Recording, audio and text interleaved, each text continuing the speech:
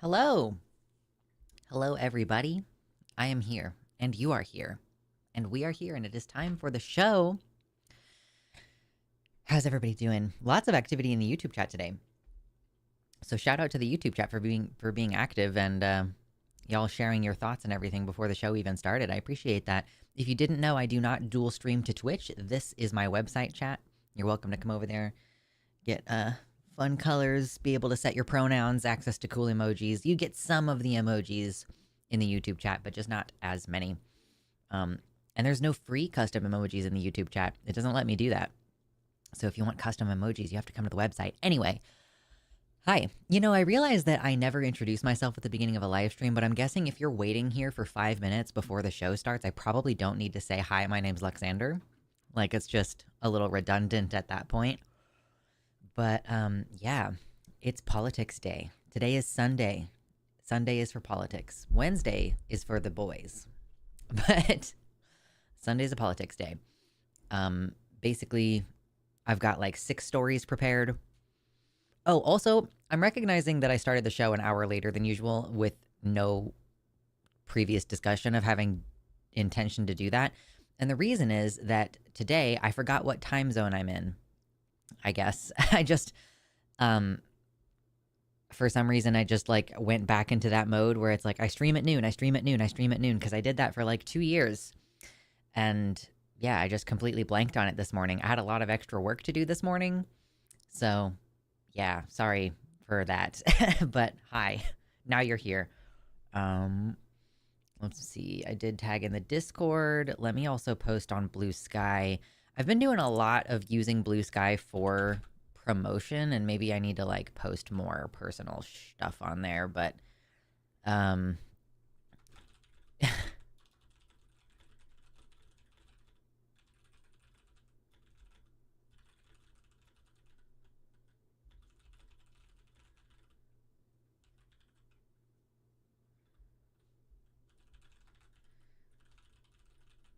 okay. So yeah, I'm posting on Blue Sky. The tweet says, I feel bad mostly using my Blue Sky for promotion the last couple weeks, but ... We're streaming again, folks. And then link to the website. Good stuff. Hey, Mosh says I finally have both screens on. Listen, having a dual screen setup in this day and age, how can you even play video games if you don't have some random YouTube playing on your second monitor? I am at a point where I think I am ready for a third monitor.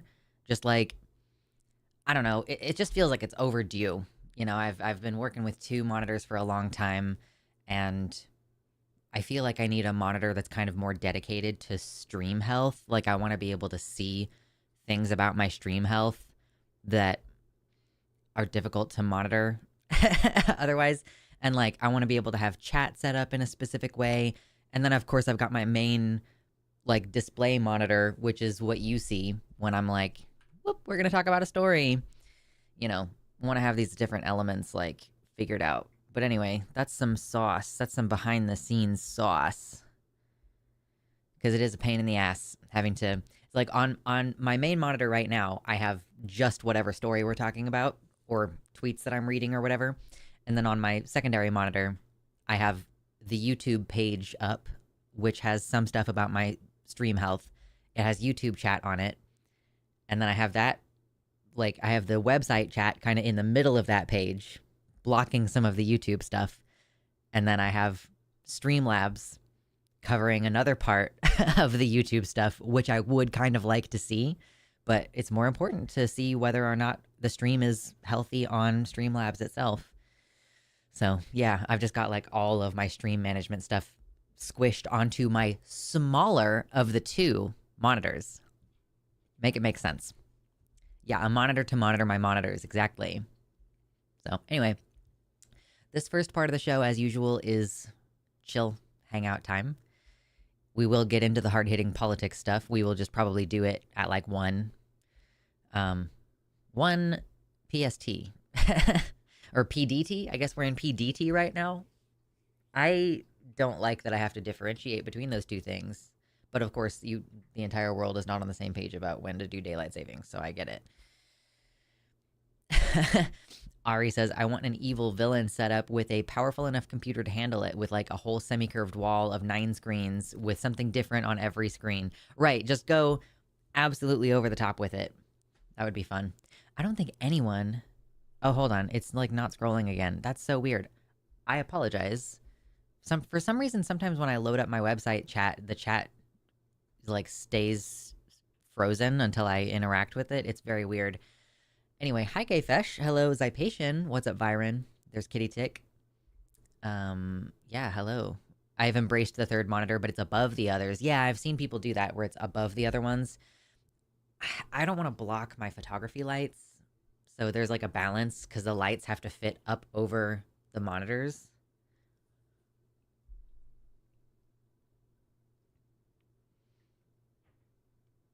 Yes, hello humans, aliens, plants, and animals. Exactly. Yeah, that scene in the third Matrix that's just screens all over the walls, just everywhere, everywhere. A vertical monitor for the third one. I've seen people do that. Yeah, I don't know if that's exactly what I would want, but I don't know.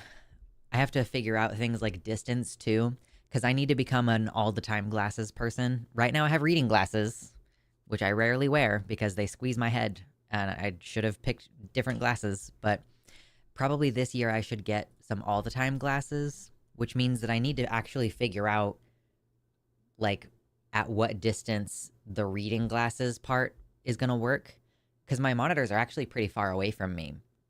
And I think, like, reading glasses, because I am farsighted, I have a hard time seeing stuff close up.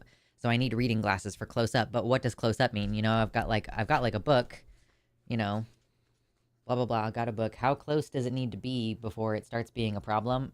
I would need to experiment with that. Yeah. So figuring out like where things should be on the desk is going to be a whole thing. IDK, what I would do with a vertical monitor, but my imagination is running wild. Yeah. I'm banned from the website chat for some reason. Padfoot Sam. What do you mean banned? Let me try to find out what that is about. Hold on.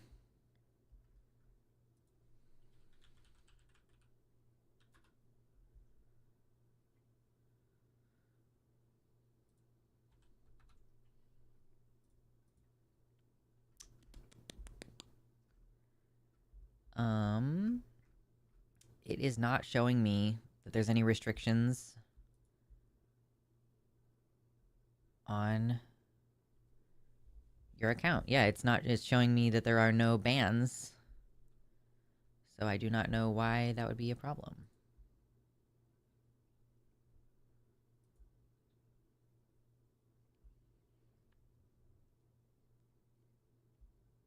Yeah, I don't know what that means though when you say it says I'm blocked. Like where? Are you blocked from the chat? Are you blocked from the website in totality? I would need some more specifics. Because it doesn't show me that you're banned or anything on the back end. I know I need to go to an optometrist. How do you think I got these glasses? I went to an optometrist and I got glasses that have the prescription. That's how I know that I have astigmatism. I just need all the time glasses.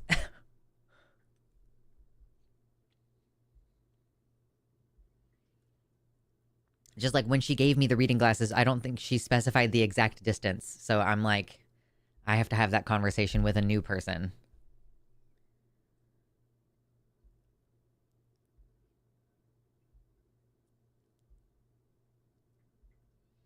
Yeah, having a TV and just getting smaller and smaller screens on the TV.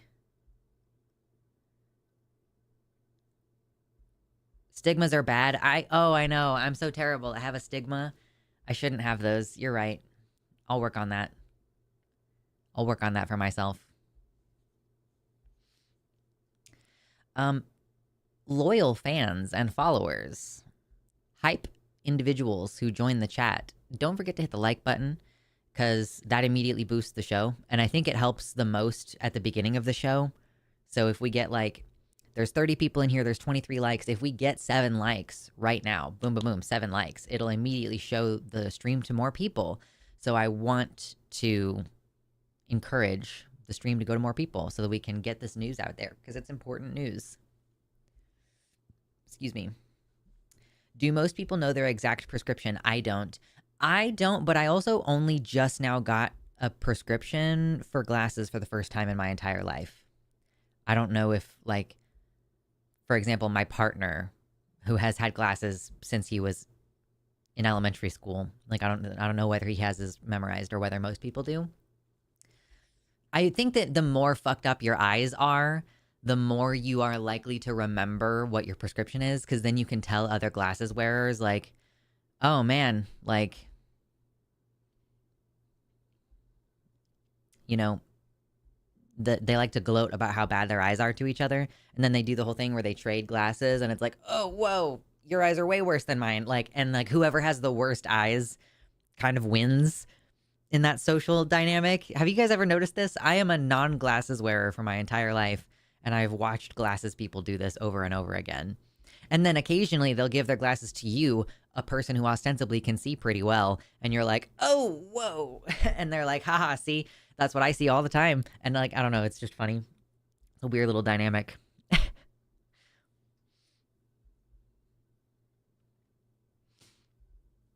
Yeah, I know. I need a new optometrist. I'll figure it out later this year. Ooh, exciting news. I can't even access the base website. Sam, can you get on any other White Leaf websites? Like, can you access vosh.gg or demonmama.com or like any of the other White Leaf websites, like Riverboat Jack's website? Or is there something like wrong with White Leaf Network itself today? Oh my God, having 6 pairs of glasses? Oh God, okay. 1 pair of night driving glasses, 1 pair of transition lenses, 3 tinted colors for various circumstances, a pair of heavy polarized sunglasses for when not wearing the transition lenses. Wow, I find it incredible that you got 6 pairs of glasses for $260. Cool. Also funny to me because I always wear glasses, but I have a weak-ass prescription. That's gonna be me. That's gonna be me here soon. I'm gonna have, like, glasses all the time, but, like, a pretty weak prescription. So, if people are like, let's trade glasses, I'm gonna be like, these are probably not gonna help anybody with seriously bad vision. Also, I am abnormal in that I am farsighted. Like, it seems like most people who have glasses problems are more nearsighted and then can't see far away. So I have like an opposite prescription to what most people would need anyway. I wonder if White Leaf is going through some things. Like, I wonder if she's updating some stuff.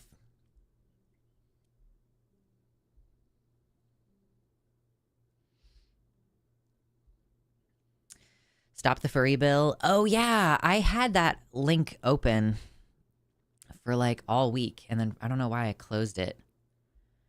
I had a really difficult time narrowing down what the news was going to be that we were going to talk about today.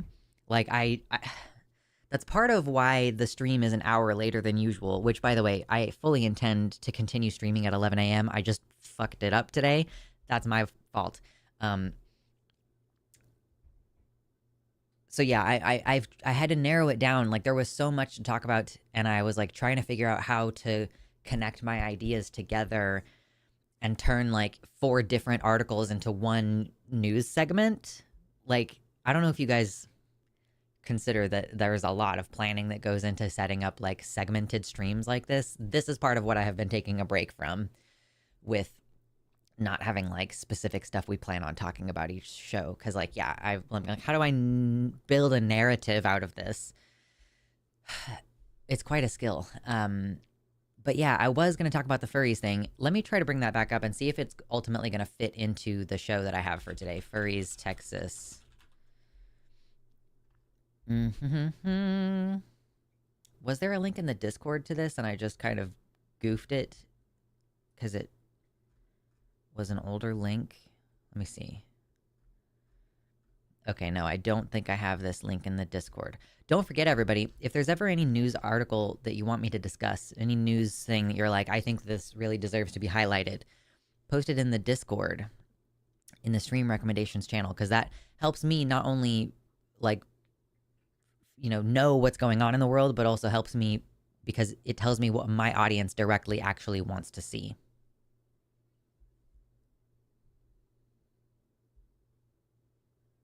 Yeah, more to content creation than just turning on a camera and blabbing. I've been limping along for the past few months on just shooting the shit. But yeah, for Sunday streams are like a lot of work. Oh, and then I have good news to share. Well, I guess, yeah, this is multifaceted. My partner has a job starting this week. So that's part of why I'm late this morning, is because my meal planning that I typically do for each week, I had to do it earlier today. I usually do it in the evening because then I usually pick stuff up in the morning, but I'm not going to have my car in the morning. So I'm like, okay, I have to do my grocery run today. Yeah, Google Chrome might be messing up. No worries. What's up, Rowboat? So that's really exciting. Changed my schedule up today. Yeah, definitely good news. Which also means I am going to shut down the GoFundMe. It hasn't gotten any new donations in a long time anyway, which is fine. But like we've relocated, and it was a little like, okay, we're gonna have to use our savings and pull money out of, 401ks and shit. So thankfully we get to transition away from that now into just like, okay, now we can have like a normal budget. It's gonna be good.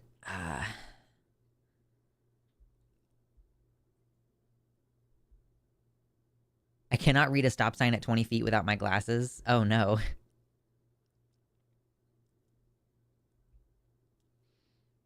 Hell yeah.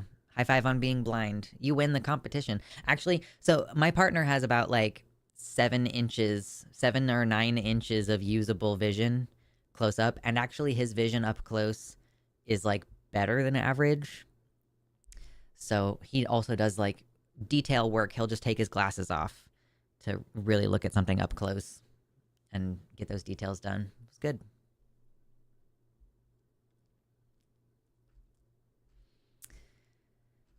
Whatever article I had open about Texas furry ban, maybe I was looking at a different furry ban. Let me see if it'll show up in my recent. Nope, that's not what I wanted. Stop doing that. I hate that. I don't like the Google autofill thing that it tries to do.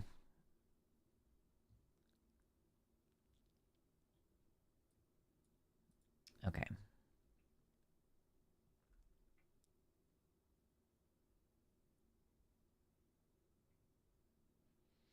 Hope you have your passport in order, or at the very least know where the nearest Canadian or French consulate is.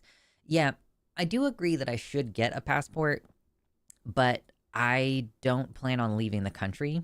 Like, now that I am in the Pacific Northwest, I feel like it would take a lot to move me from my plan of like, I want to stay here and be part of a pipeline of getting people to safer places.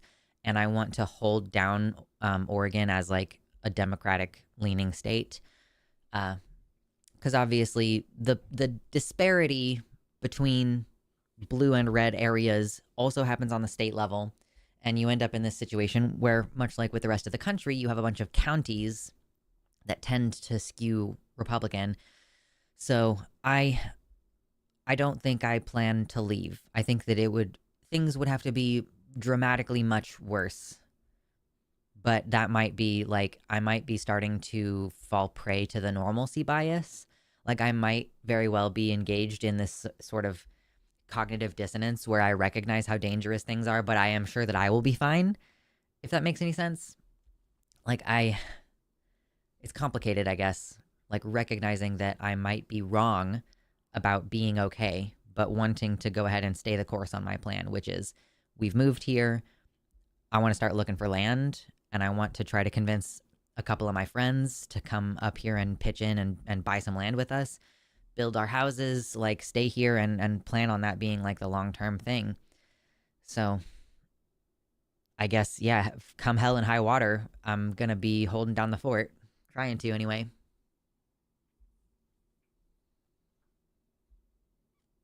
Yeah, the Rainbow Freedom Trail. That's a good way to put it. So, yeah, it's gonna be fun. Some of the upcoming changes. It's springtime, so like events are gonna start happening again. What's everybody looking forward to springtime like related? I just want to have like a let's just like chit chat for a little bit longer and then get in and talk about some of these news items. I'm trying to decide, like, first of all, does this Texas thing fit into the story that I wanted to present today, or like the segments? Right now I have 3 bad things and 3 good things, and I kind of like that we're striking that balance right now. So, I don't know if I want to add in another negative story for today, so we might keep this one in the pocket for next time.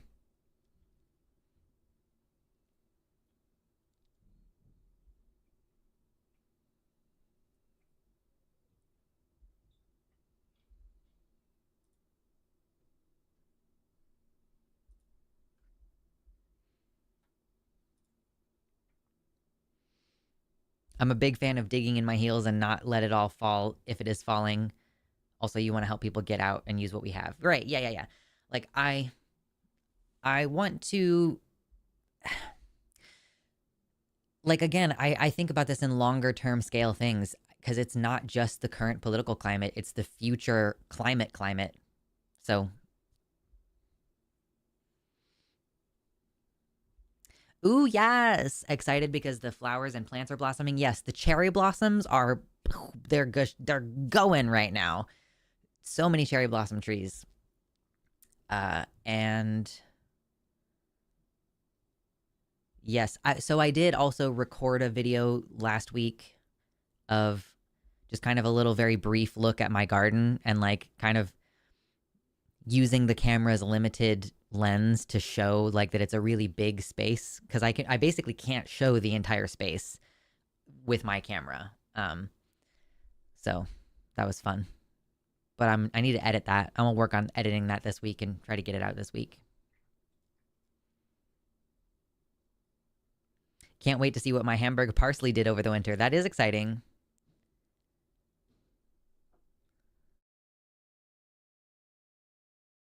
Gonna be able to make walks to Goodwill now that it's warmer. Hell yeah.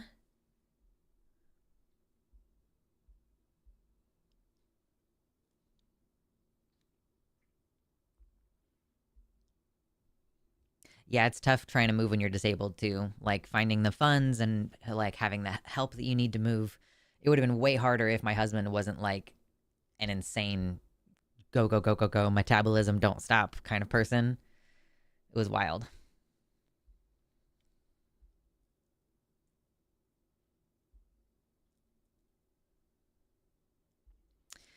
Ooh. Katie Tick says, my family on my dad's side has been here since before the American Revolution and have fought in every major war that was fought on American soil. We are as American as white people in America can be, and I will not be driven out. I will be a noxious weed in their attempt of a homogenous landscape. I am here for that. I'm here for that energy. Yes.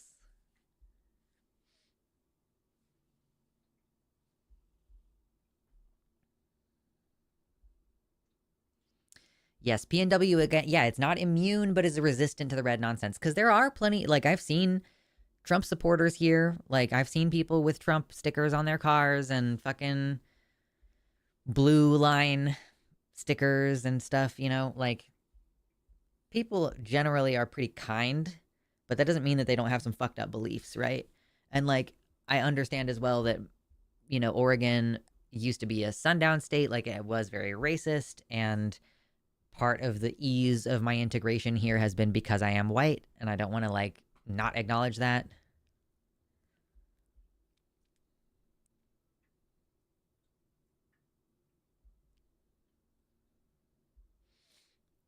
But yeah, I gotta say, dude, too, like, not paying attention to the news for part of the week is great for you. Oh, 51 viewers. Can we get to 50 likes really quick? Ooh, so close. So close. I promise we will talk about the politics in a little bit. We just have to spend a short amount of time amping up to it. And I want to discuss a couple things about the topics before we actually delve into the topics today. Like, I want to know, what are y'all's opinions?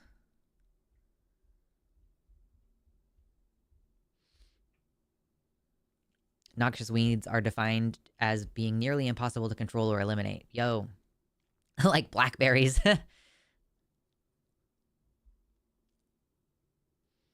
I heard that Oregon's original constitution forbade black people from settling there. I would not be surprised. I have not personally looked into it.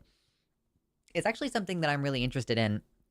Like, I'm from Kansas, and so I know a lot about Kansas history because it's just part of what you learn, right? Like, elementary school history tends to be about your local area. As far as my experience in Kansas City, it tends to be about your local history of, and like this city or this county or whatever, this state history. Like, I know the state bird and the state flower and the state turtle for Kansas, but I don't know a lot of that stuff for Oregon. And I would love to like find a book or something. And there are plenty of them. We went to like a bunch of bookstores. This is the benefit of living near somewhere like Portland, whereas like you can go to there, you could have an entire day where you just go to like a dozen different bookstores.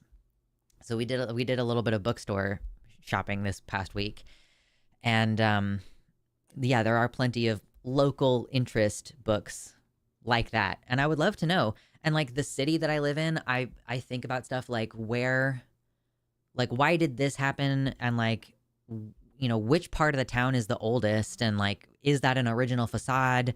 What building used to be there? Like there's all kinds of interesting things because I stayed in the basically same area for such a huge part of my life that like there's a level of depth of familiarity with the land that I don't have. Oregon Public Broadcasting has great free videos on YouTube. Cool. Okay, I'll oh god, I should open my doc for this. I have a Google Doc that is like chat recommendations. So it's like stuff that I need to look into that y'all have recommended. So Oregon Public Broadcasting YouTube channel. Cool.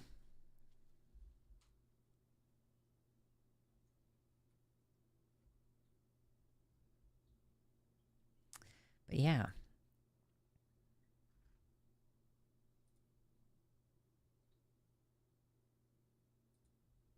Ooh, also, I just wanted to note this really quick because I set it up earlier that because my birthday is coming up at the end of the month, I have a little special thing. If you've been considering joining my Patreon, if you want to get your first month 10% off, there's a little coupon code on the Patreon page for that. Just, if you are like, I'm not sure if I want to do it, 1 month, 10% off. You can cancel it if you want to after that.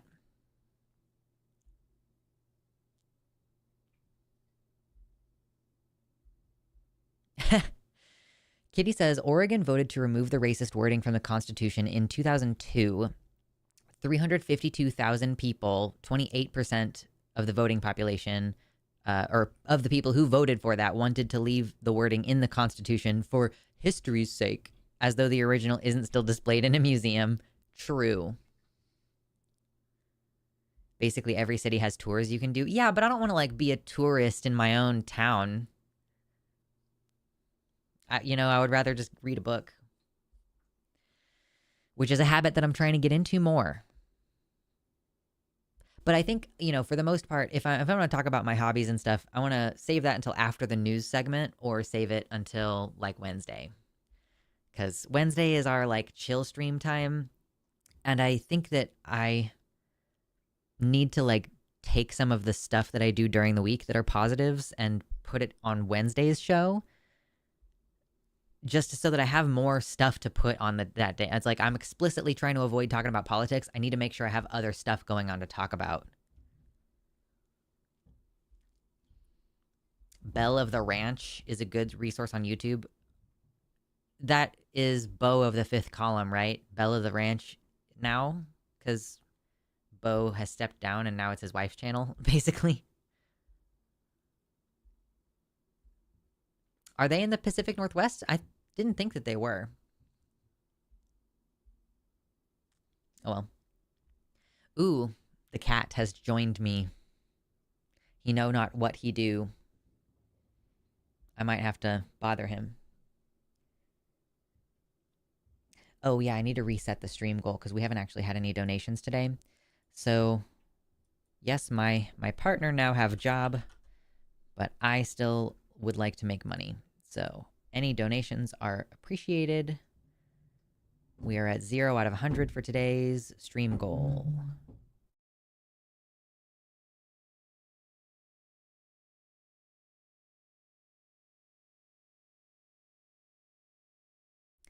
Not like for the stream goals, I recently decided to go back to doing like flexing for the camera.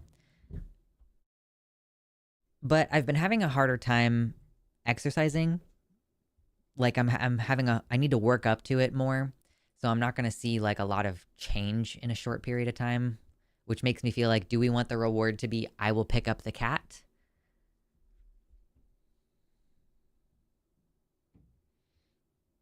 Yes, yay job. I'm so excited for him. Like genuinely, it's going to be a good opportunity. So I'm happy. And it's going to be good to not have someone interrupting me all the time. Like obviously, I love my partner. He's a sweetheart. Our relationship is phenomenal right now. But sometimes I'm like, I'm trying to work, and it is already so hard for me to focus. I have to work on the same device that has Facebook on it. And like, it's already difficult for me to avoid distraction. So I'm just like, oh, thank God you're going to be gone. But like, that's only a small part of it. It's only a small and mostly comedic part of it. Yeah, I mean, my sibling is still here all the time, but mostly during the week they're working on their schoolwork, so I don't have to deal with it. Oh, but yeah. Belle is in Florida. Okay, so Belle and Bo are in Florida. That's what I thought. I was like, they're in the South somewhere. Does Florida count as the South? It's a little different from the South, but it is still kind of the South, right? Or what is the opinion generally on this topic? Hey, we got to 51 likes. Next, we're trying to get to 69. 69. I'm sorry, I got the hiccups real quick. They'll go away soon. But yeah, 69 likes. Wouldn't it be nice to hit 69 likes? My parents watch Bo/Belle. That's awesome. Always good. I have no idea what any of my parents are watching recently because they're all, to various degrees, people I do not respect and want to talk to anymore. So, yay. I'm sure that my grandparents and stuff are doing all kinds of silly nonsense. The fact is, some people listen up more when it's straight white people with Southern accents. Yeah, okay, so I was just talking about this with my partner. I'm still kind of trying to figure out like where I fall on this. Over the past several years, I've been letting more of the like Southernisms of being from Kansas come into my speech. For a long time, I have stopped pronouncing the ing on a lot of words. Like if there is an option for me to say I'm going rather than I'm going, because I just really don't like the tight ing sound. It's just really nasally for me, and I don't like how it sounds when I'm speaking. So the in, we're going, or like whatever, insert words here. And using y'all and just generally like the open, loose vowel structure that you get, and like the streamlined diction of the Midwestern accent, you know? But now I live on the West Coast. So it's like, would I actually socially integrate better if I were to speak in the kind of more academic way that some autistic people have a tendency to do anyway? Like, I still do this like very big vocabulary just with a slightly southernish sounding kind of pronunciation. But I have wondered that, like, would I socially integrate better if I were to speak more like a person who's like an adult professional, like the kind of person who works with Word documents and Excel spreadsheets and stuff, which is something that is part of my job. you know, like a desk job person would typically speak with more proper speech, I guess, there's a classist dynamic there, right? But on the other hand, does it, so it definitely makes me seem foreign if I embrace the southernisms of my accent here in the Pacific Northwest. But, like, is that going to disarm people? Is that going to make people feel more comfortable? Are they going to think that I'm more homey likable? Are they going to think that I'm more stupid? Like, I'm curious how that social dynamic would play out. People in the PNW have said I sound dumb because I have a Midwest accent. Because that's what I mean is, like, are people going to assume that I'm dumb? I know that I don't sound like Southern, right? I'm not going to try to pretend, although that does happen in my accent sometimes. But that's also partially because the white American Southern accent is quite familiar and like quite similar to the African American vernacular English. And I grew up around people speaking African American vernacular English more so than I grew up around people speaking Southern. So, like, that is also part of what sounds Southern in my accent. But yeah, it's just interesting. The idea that, yeah, people would think that I'm dumb because I sound like a person from the Midwest. When I, a person from the Midwest, think that people with Southern accents sound dumb. And, like, I'm not saying that that's a good thing. I'm just saying, like, that is, regardless of how I feel about it, that is an expectation that I have developed, not intentionally. Like, I even know, like, some of the smartest people I know have Southern accents. Lots of queer people I know have Southern accents. Like, it's whatever. But it's just funny because I also have that same bias. West Coast elitism is totally a thing. Shake my head. Right. Ellen also says, like, I got the same thing told to me when I lived in California, that people thought that you were stupid in California because you have a Midwest accent. I mean, I think that I would prefer for people to underestimate me as a dumb foreigner from Kansas than have them than for me to pretend to socially integrate as a West Coast academic elite person. But it's so interesting to think about. At least I think so. Sorry if I'm boring anybody. Florida is south across the panhandle, and then the dick of it is a whole different beast. Fair enough. Yeah, Florida sure is acting like it's the South now. Baby Squid says that I should not only double down on my accent, but I should occasionally spit tobacco into a spittoon. Sure. Okay, Kitty says, having a small amount of accent actually makes people more likely to listen to you because they have to actively listen to a degree, like, in order to understand. I speak like a very, very well-spoken person from a very small town. It is a happy medium from when I spoke fully academic, and people are more likely to think you're hoity-toity. In my own experience with this experiment in my own life, like, when I explain something, I might use a bunch of redneck statements to accomplish my point. Sure, yeah. The amount of fun I could have talking about my field while code switching into my Southern Louisiana drawl. Yeah, Viren is, like, working on a PhD thesis right now, right? Like, you're working on, like, getting your doctorate.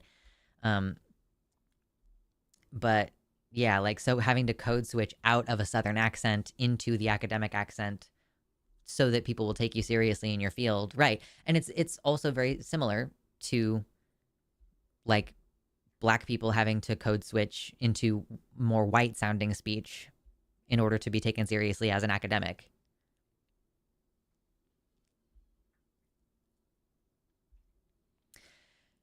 So there is a question of, like, does Kansas count as part of the Midwest? Having been, okay, so Minnesota is definitely in the Midwest, right? Chicago is definitely in the Midwest. I think that we can comfortably say that.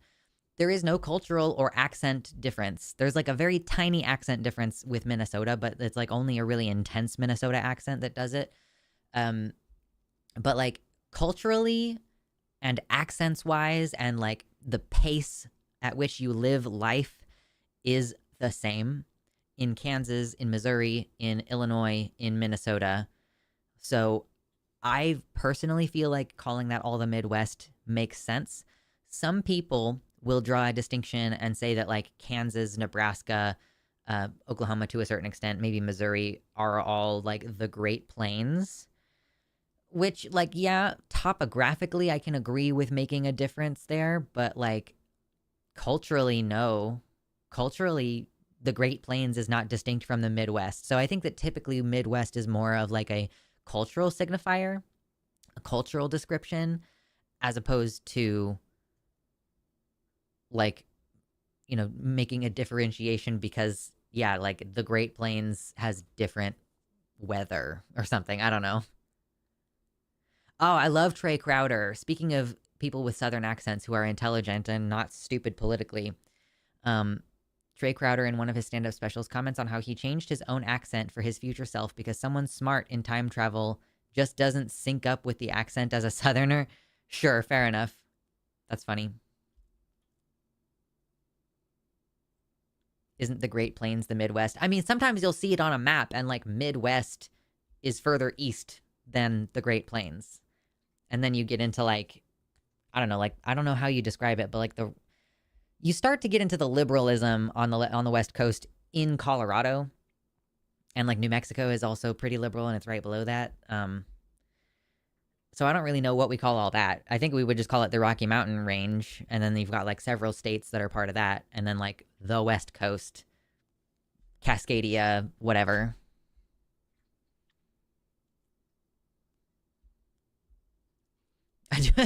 John gloats of having a pretty good impersonation of Trey Crowder. That's fun. Impressions are such an interesting aspect of comedy. I was watching something recently that was pointing out, like if you think back to the Bill Clinton that everyone used to do on Saturday Night Live or, any late night television show, but like the Bill Clinton impersonation has evolved to a place now.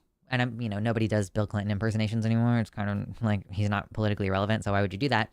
But gradually over time, like in the final days of Bill Clinton impersonation heyday, it was really more of like an impersonation of the impersonation. Like it became a set of things that you would need to perform in order to get across the idea this is a Bill Clinton impersonation, as opposed to actually doing an accurate impersonation of Bill Clinton. Like it just takes on its own life, and then you're referencing the thing that is the reference instead of referencing the original anymore, which is so interesting. And I kind of see it happening with Trump too. Like I can do a Trump impression because a Trump impression has a shared like cluster of traits that are pretty easy to hit those marks, like if you put your hands up here, this is part of it. This is where it starts. You got to do this with your hands. You got to be ready to do this with your hands. And then there's like the lips. You can do the lips, We are going to have the greatest, I can't do the voice right now, but you know what I'm saying? Like, yeah, exactly. Thank you, John. You're like, exactly. Trump impersonations are the new Bill Clinton as far as comedy goes. Like it is the impersonation that everybody is doing. I find comedy so interesting. I'm considering going to an improv group, but we should talk about that later. That's a Wednesday thing. We should talk about that Wednesday. The US has no Mid-East. What you think should be Mid-East is the Midwest, and what you think should be the Midwest is lumped into the West. Right, yeah. None of these things actually make any sense. That's why I'm like, okay, it's cultural. These are cultural distinctions that we're making. Yeah, today we dissect the impression of Trump. Let's not go into any further detail about it, because I think people are getting tired of the bullshit and they want me to talk about politics, so I need to get ready. I need to get in the zone.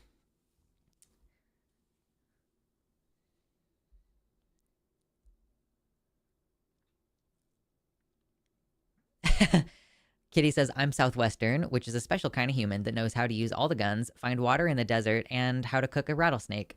Essentially, Arizona is the West Coast Florida in many ways. West Coast Florida, people are like putting baby crocodiles on a spit or something. That's crazy.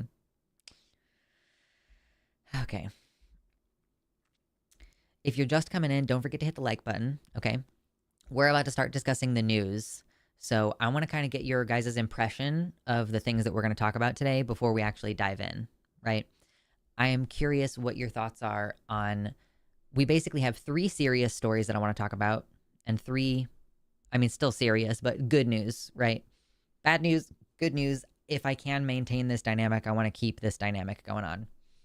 So, of these 3, which one are you most excited to get into? That's all I want to know. So, vote with 1, 2, or 3. I just want to get like a general idea how you guys feel in the chat. Ready? So, the first of the negative stories is that a circuit court of appeals has upheld a trans bathroom ban, saying that trans people violate cis people's privacy. That's the first bad story. Trans people violate cis people's privacy in the restroom, according to this court. 2 is both Texas and Arkansas are attempting to basically crack down on social transition. So if a teacher supports a trans kid, they could get in legal trouble. Or if someone like cuts a trans kid's hair, like without parental permission, I think is what it is, then they could get in legal trouble. Okay. So the second one is cracking down on social transition for children. And the third serious story is Elon Musk calling trans people terrorists and violent and trying to drum up anti-trans sentiment like that. And like that's kind of a big story, really, that's going to have multiple components. But those are the 3. So what are you most interested to talk about today? Like which one are you like, I'm definitely going to stay and make sure I'm here for that segment? Bathroom ban, social transition for kids, or the implication that trans people are terrorists? Marcy, welcome to the website. Hello. Trump impression for me goes in this order: hands, lips, New York accent, gritty voice, head tilts while you talk, over explain. Hey, yeah, I got like the first 3 of those.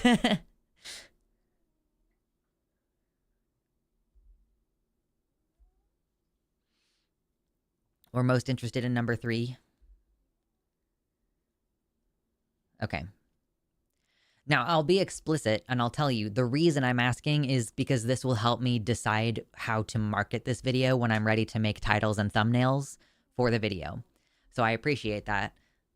It's not going to change what order I decide to do things in the video, but it is going to, you know, help me figure out like how I should do this.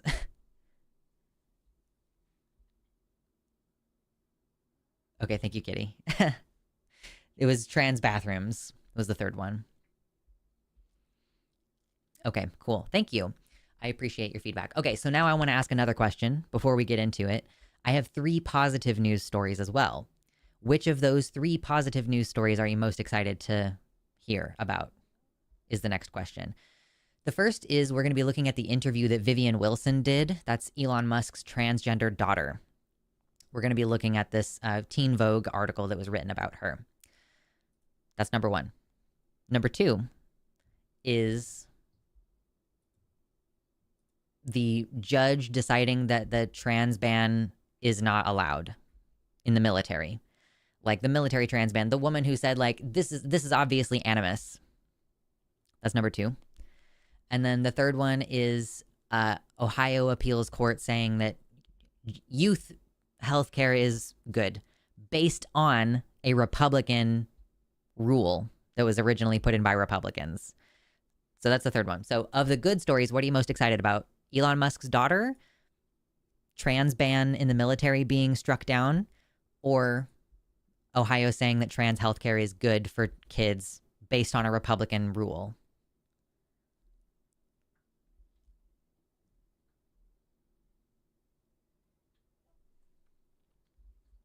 Vivian?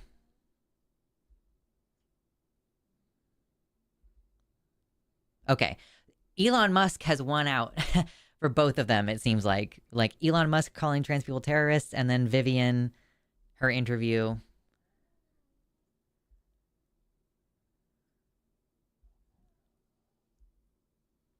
Okay, I appreciate you guys' feedback because that does help me a lot with figuring out like how should I put this on the YouTube video later. What's up, Hella?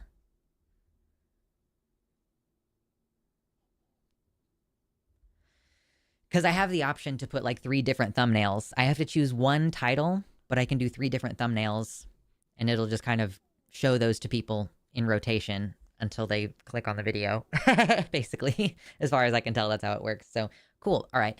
And then I wanted to get your guys' opinion too. Given that you know all of the stories that we're going to talk about today, what should we do for our calls to action? Because I found it really difficult to figure out how to put what to make as my call to action for today. I don't want it to necessarily be the same each time. Like last week, I suggested showing up in person somewhere. I was like, show up to a peaceful protest, show up at a town hall. And I also said, like, take a break from one social media for one day this week, right? Those were kind of my big action items for last week.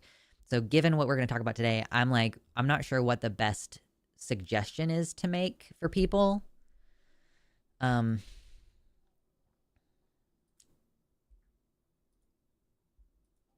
Like the obvious thing every time is going to be, well, contact your legislators. You know, that's the easy thing. And we can do that. We could have that as a perfunctory, like every single time. Call/email your senators, maybe. Yeah. I have heard both now. I've heard number one, that emails don't make any difference. They just ignore those. I've now heard that phone calls don't make any difference. They just ignore those. So that's why I suggested like showing up in person, because it seems like, you know, leaving a voicemail, some intern is going to listen to that. And then the politician isn't going to care.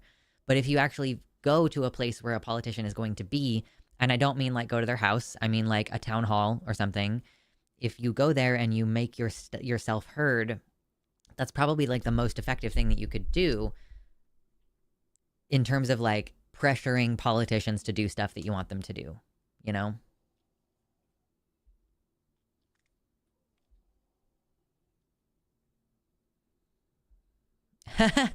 Byron says, if there's one thing I think is going on with the Tesla boycotts and the protests against Elon is that he is not hated enough. We've got a backlog of years he should have been more hated to catch up on.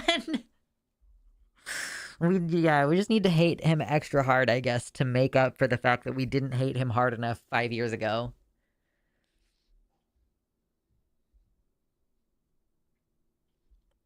I love how there've only been 15 attacks on dealerships and chargers now, but there have been 2,000 plus protests against him that were peaceful within that time frame. Yeah.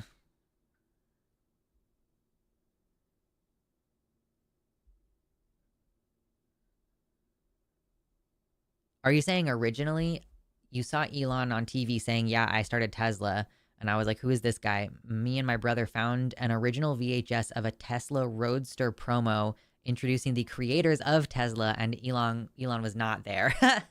That's awesome.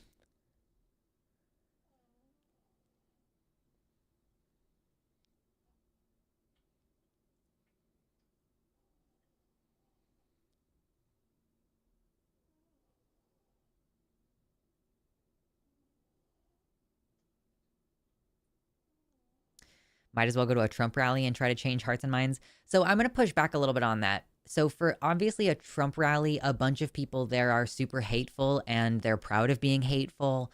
And they're there to reinforce their belief system by patting each other on the back, right? But going to town halls and stuff, like our video that we posted last week, if you haven't seen it, Amelia, one of the things that we talked about was how there was a man in, I want to say, Wisconsin, who showed up to protest. He was there to speak in support of an anti-trans bill. And when he got up to the podium, he had been sitting there listening to a bunch of trans people talk about their lived experience. And when he finally got up there, he said, I was originally here to say, to support this bill. And now I feel like my mind has been changed. I've seen all these people talking about their experiences, and I'm sorry for being here to speak against this bill. Like, and then we also discussed that Zoe Zephyr, my cat is making all kinds of noise right now. Zoe Zephyr had, and her compatriot S.J. Howell, who is also a trans representative in Montana, like their testimony against these anti-trans bills flipped 29 senators. Like, and Wisconsin is a red state. They flipped, or I guess House of Representatives, different than senators, sorry. They flipped 26 or 29 Republicans who normally vote with Republicans. They decided to vote against this anti-trans bill because of the testimony of Zoe Zephyr and S.J. Howell. So I just, I want to make sure that we keep in mind that there are conservatives all over the country. There are liberals all over the country. There are people all over the country who don't know a trans person. And so going to these places, like, you're not necessarily going to change the mind of the politician, but there are probably people in the audience who will be changing their mind, maybe even off screen. You don't see it, you don't get to see it, but they're part of their own personal development. Going to these places does make a bigger difference than doing other stuff like phone calls, right? And we have to be willing to try anything and everything. Like, we have to be willing to try anything and everything. And so there's a lot of different perspectives. There's a lot of different skills that we all bring to this. And some of us have the skill of speaking. Some people don't have that skill. Maybe you need to write your thing down and then like stare at your note card the whole time, whatever. Or maybe you do something else, right? I'm not suggesting that every single person has to show up to a town hall, but I just think that it's probably better to try to do something. And that is an easy first step, is like, just show up. You don't even necessarily have to like speak. You don't have to testify necessarily, but showing up, holding a little sign, whatever, that's still something. Oh my God. He's snoring so loud.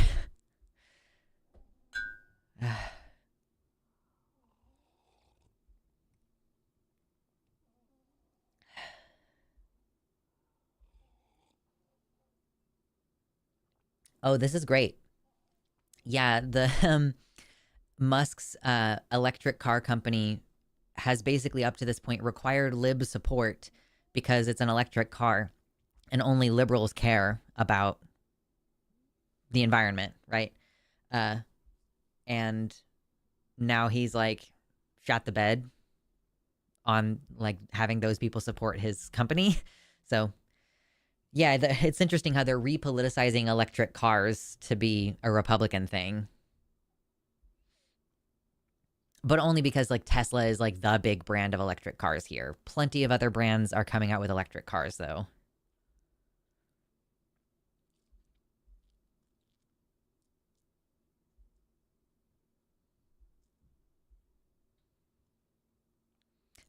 My favorite part is that the only places with real charger infrastructure are liberal cities and major highways, whereas most right-wing people live 30 plus miles from a supercharger. That's not going to work out. Also, most of them live hundreds of miles from a showroom, and there are delivery costs. That's hilarious. Yeah, what are they going to do? Like, close a bunch of dealerships in big cities and then, like, open dealerships in dinky little fucking towns with 5,000 people? Like, probably not. Anyway. We have 65 people in here. 69 viewers. Can we get to 69 likes? We have 65 likes right now. That would be awesome.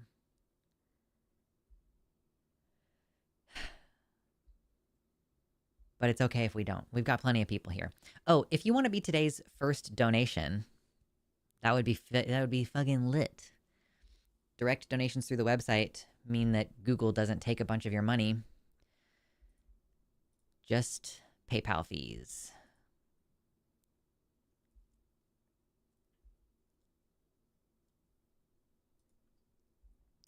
All right, I'm shifting gears now. I'm mentally getting in the place where I'm going to start talking about these subjects.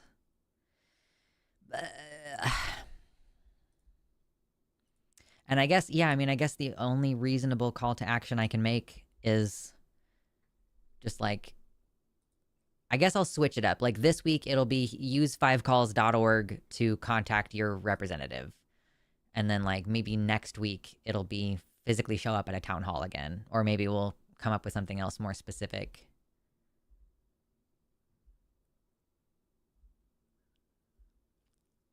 Or maybe I'll start challenging people and I'll start having calls to action that are like, have a difficult conversation with your parents or grandparents about politics. Like, because frankly, and I don't blame a lot of marginalized people for this, but like our refusal to talk to our family members is probably part of the issue. Like, because they're being caught up in a cult because they're lonely. So maybe I need to like that. I think that would be a very challenging one, but a reasonable request.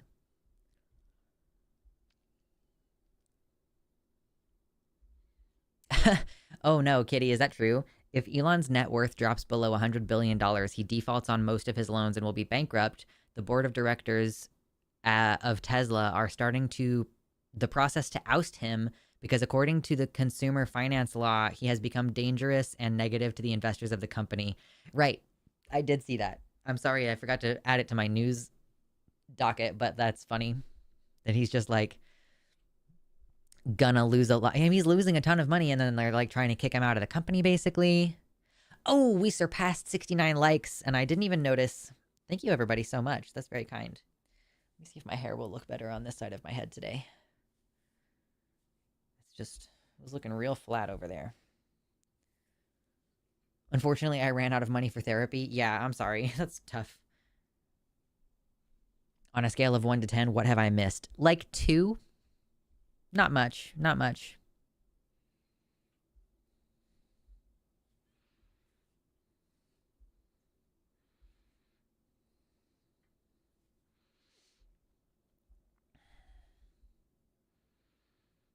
I guess my hair looks marginally better on this side.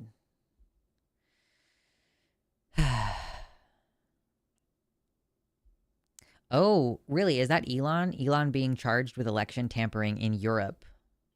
Foreign interference. Wow. I did see that. Yeah, all Cybertrucks are now recalled because of faulty glue on the panels. Like, fucking the side of the vehicle is just falling off. Amazing. Okay.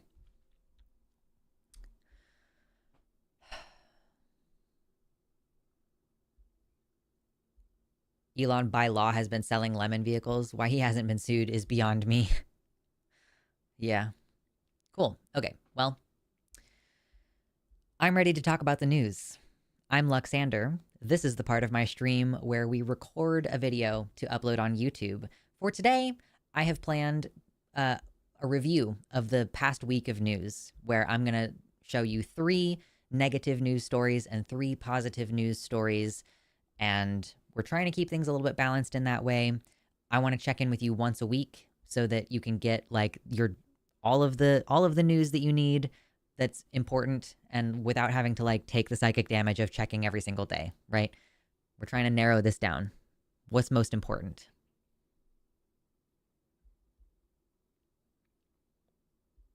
I did not see that, Marcy. I've seen some intimations, some chit-chat about Elon potentially there being evidence of tampering with the voting machines, but I haven't seen any like in-depth discussion, probably because if there was an investigation going on, they would probably want to keep it under wraps until they have something conclusive.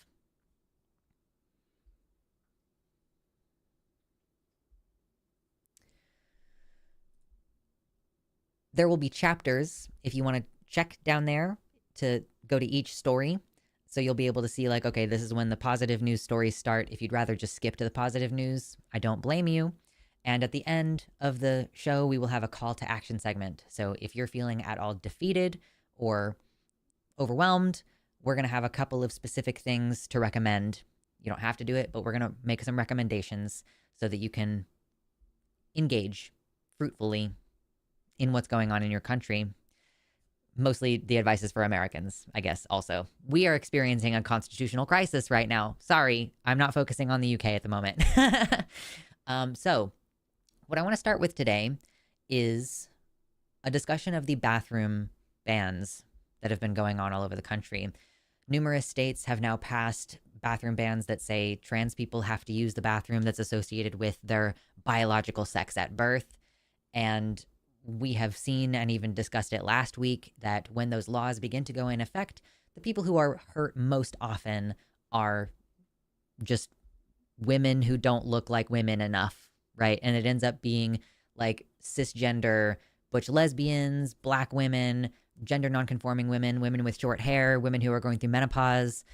those are the women who are most often hurt. Trans women are allegedly, that's the point of the law, is to keep trans women out of the bathroom, but it actually ends up hurting cis people, which is kind of ironic given that we have an update from the Ninth Circuit Court of Appeals, which has upheld a bathroom ban, saying that trans students violate cis people's privacy by being in the bathroom, basically. So the links, as always, are going to be in the description if you want to read any further into these articles. And as always, shout out to Erin in the Morning.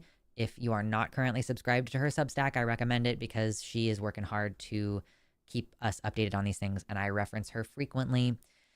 So, yeah, Idaho is the Ninth Circuit Court of Appeals.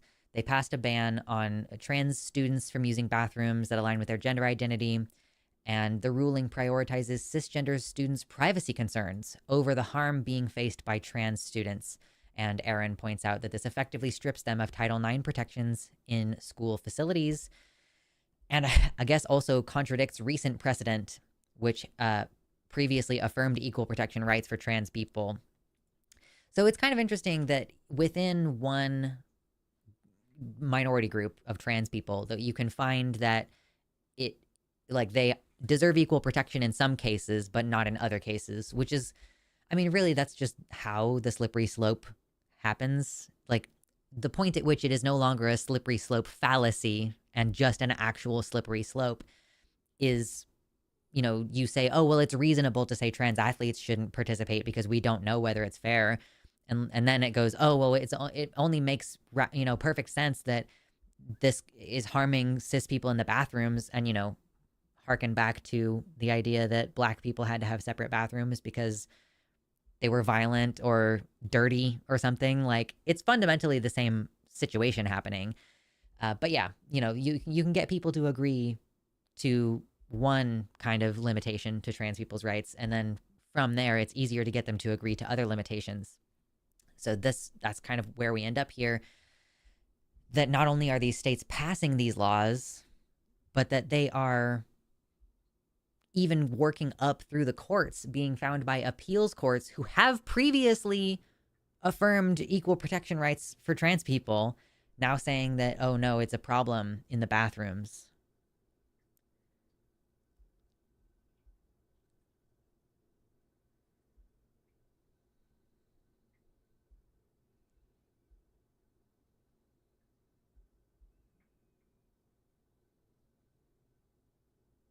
Yeah, no, you're totally right. Slippery slope fallacy posits a series of events with no regard to actual logical causality.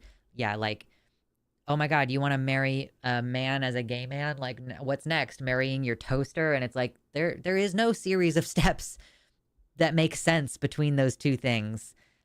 Whereas what we are doing here is, yeah, as Byron points out, we're following things to their logical conclusion, is just seeing the end of the trail. Like, I can see what you're doing, and it's not like you're not cute. I can see that you are finding new and creative ways to limit trans people's rights.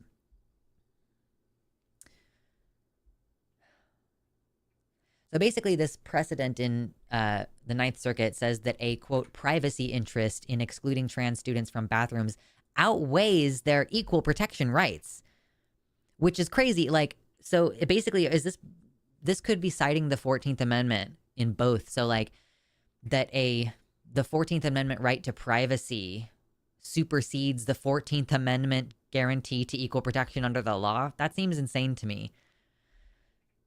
Furthermore, it stated that not exposing students to the unclothed bodies of students of the opposite sex and protecting students from having to expose their own unclothed bodies to students of the opposite sex justifies barring trans students from locker rooms, changing rooms, and bathrooms. Again, this is just gay panic. Like, I'm sorry if you've already heard me say this a million billion times. This is part of why I'm doing this once a week now instead of like multiple stories across the week, is because I end up talking about the same thing over and over again. That the kind of conversation like, oh, well, you shouldn't have to expose your unclothed body to a student of the opposite sex, is exactly the same kind of justification that was used to say like lesbians shouldn't be PE teachers or gay men shouldn't be PE teachers because they might see students of the same sex in a sexual manner, right? Like that justification has been used against gay people before. So it's not new. And if you think that that's stupid and wrong for that situation, like, why is it less stupid and wrong for this situation? So,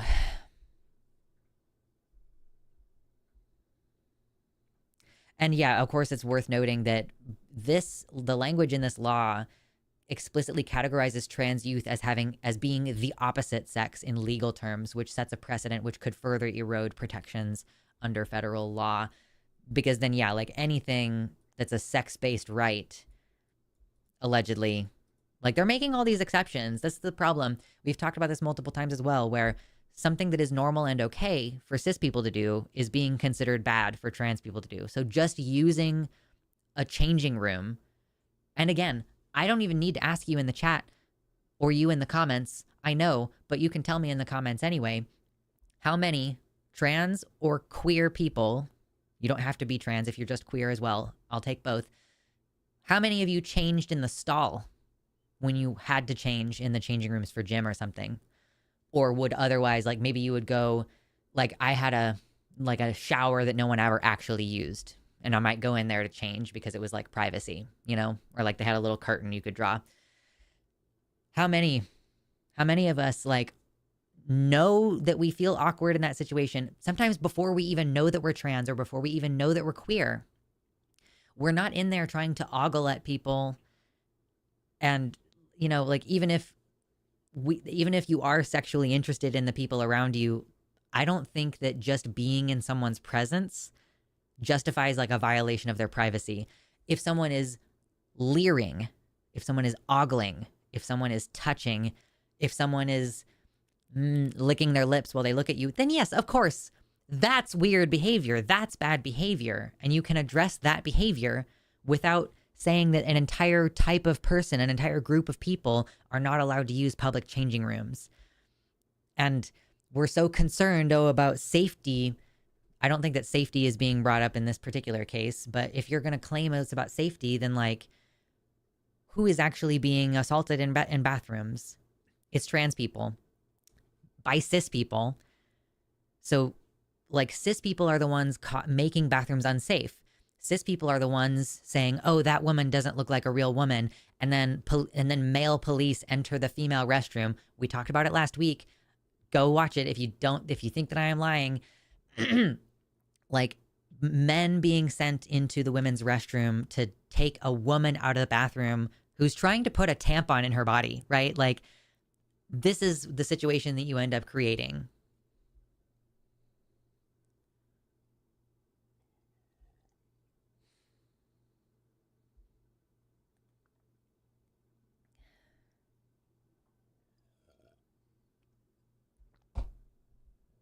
Yeah, I'm sure even cis hetero people prefer to change in the little stalls anyway too. But I'm just saying, like, it is pretty common that trans people, regardless of which one we're using, we tend to use the stalls when possible. Or we tend to like wrap ourselves in a towel or, you know, hide behind something or have our friends stand in front of us to hide our bodies. Like, it's not like we're out here dropping trow and just walking around like like we're old man in the sauna. That's ridiculous. So, yeah.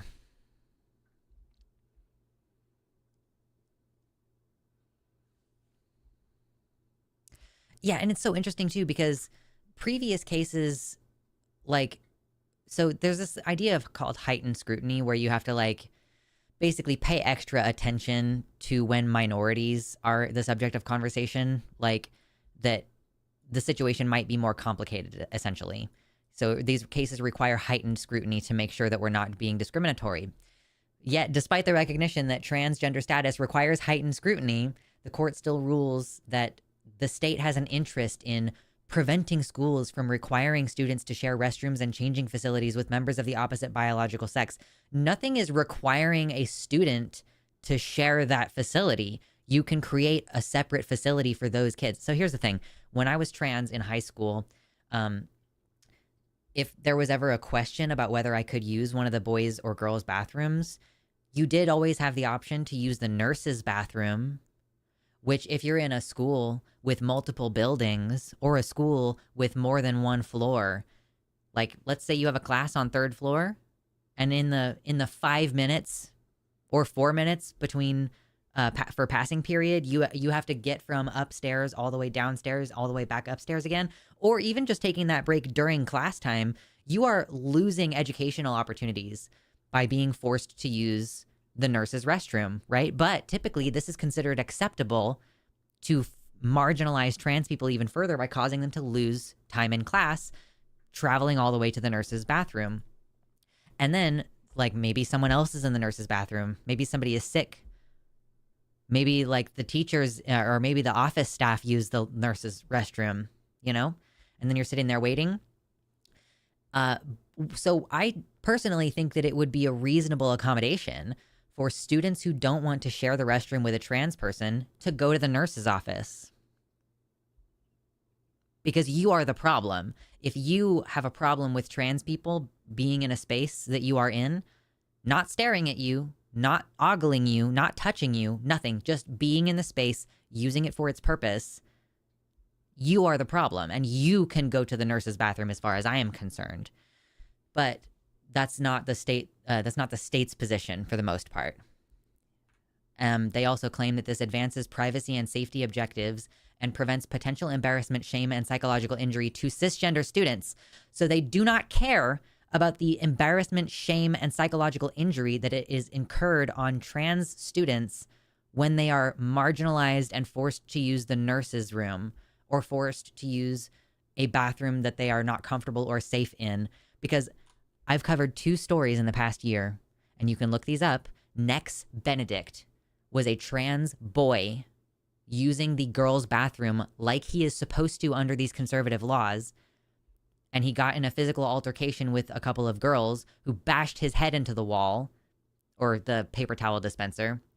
And he ended up dying from his injuries. Now they'll tell you it was suicide, but it wasn't.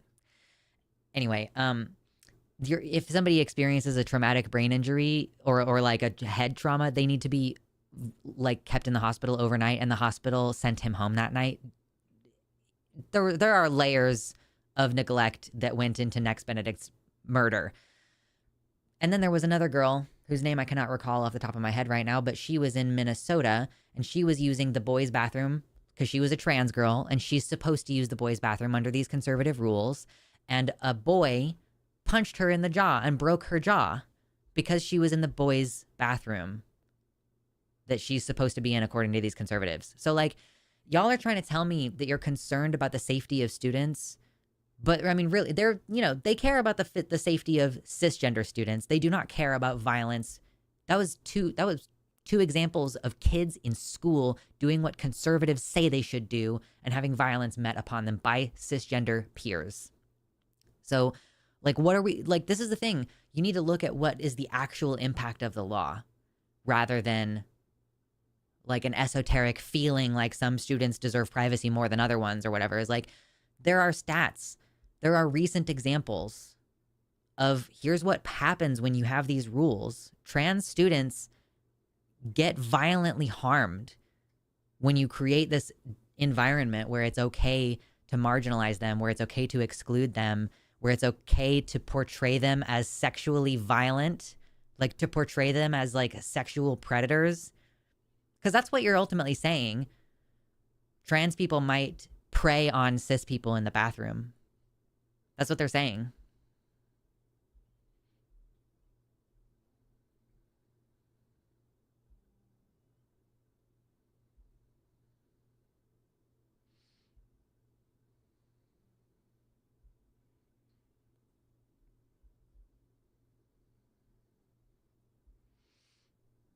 Don't forget to drink water, y'all. It's important.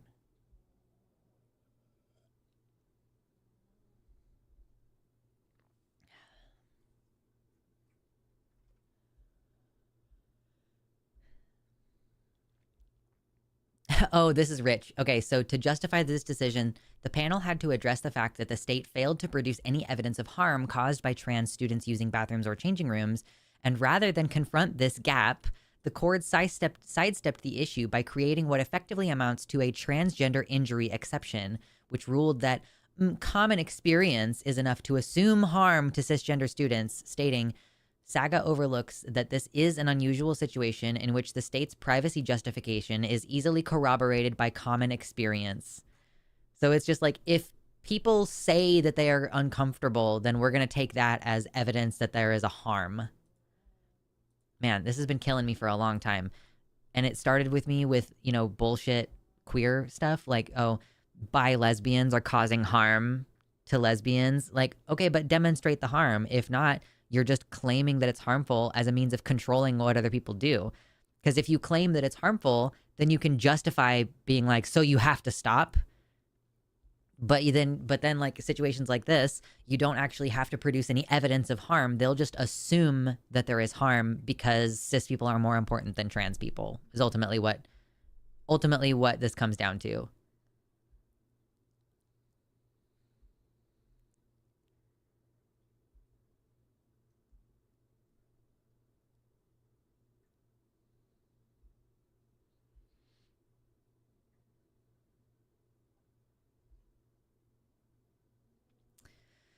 I guess I don't want to stay on this all day because I do have other stuff that I want to talk about, but I do want to point out like this very, very good analysis that Aaron has done. The court sidestepped strong precedent affirming trans people's equal protection rights, including a case which states that the, quote, mere presence of a trans person does not violate cisgender students' right to privacy in shared spaces. But in order to get around this, the court reframed the issue, stating that the mere presence of trans students in bathrooms was not at issue in the case. Instead, the ruling asserts that transgender people are not being discriminated against for their presence, but rather are simply being told they must be treated as their assigned sex at birth, a distinction that functionally erases transgender identity and legal protections. Like, yeah, we're not discriminating against you because you're trans. We're just telling you what you can do based on your sex assigned at birth, which is totally different than discriminating against you for being trans. Like, that's crazy, right? Like, that's crazy. It's like, it's self-contradictory. It's like, we're not discriminating against you. We're just more words for discriminating against you. Like, sorry, my diction fell apart there for a second. But that's, yeah, it's, we're not doing slavery. We just have people work for us for no money. Like, you get what I'm saying here? Like,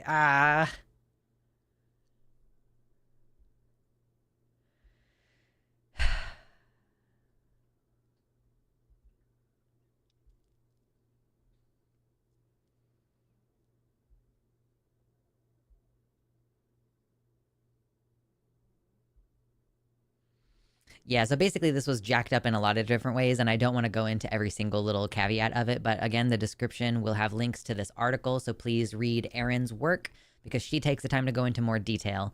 I'm just trying to tell you what's the most important things from this week, and here's some commentary about why this is stupid.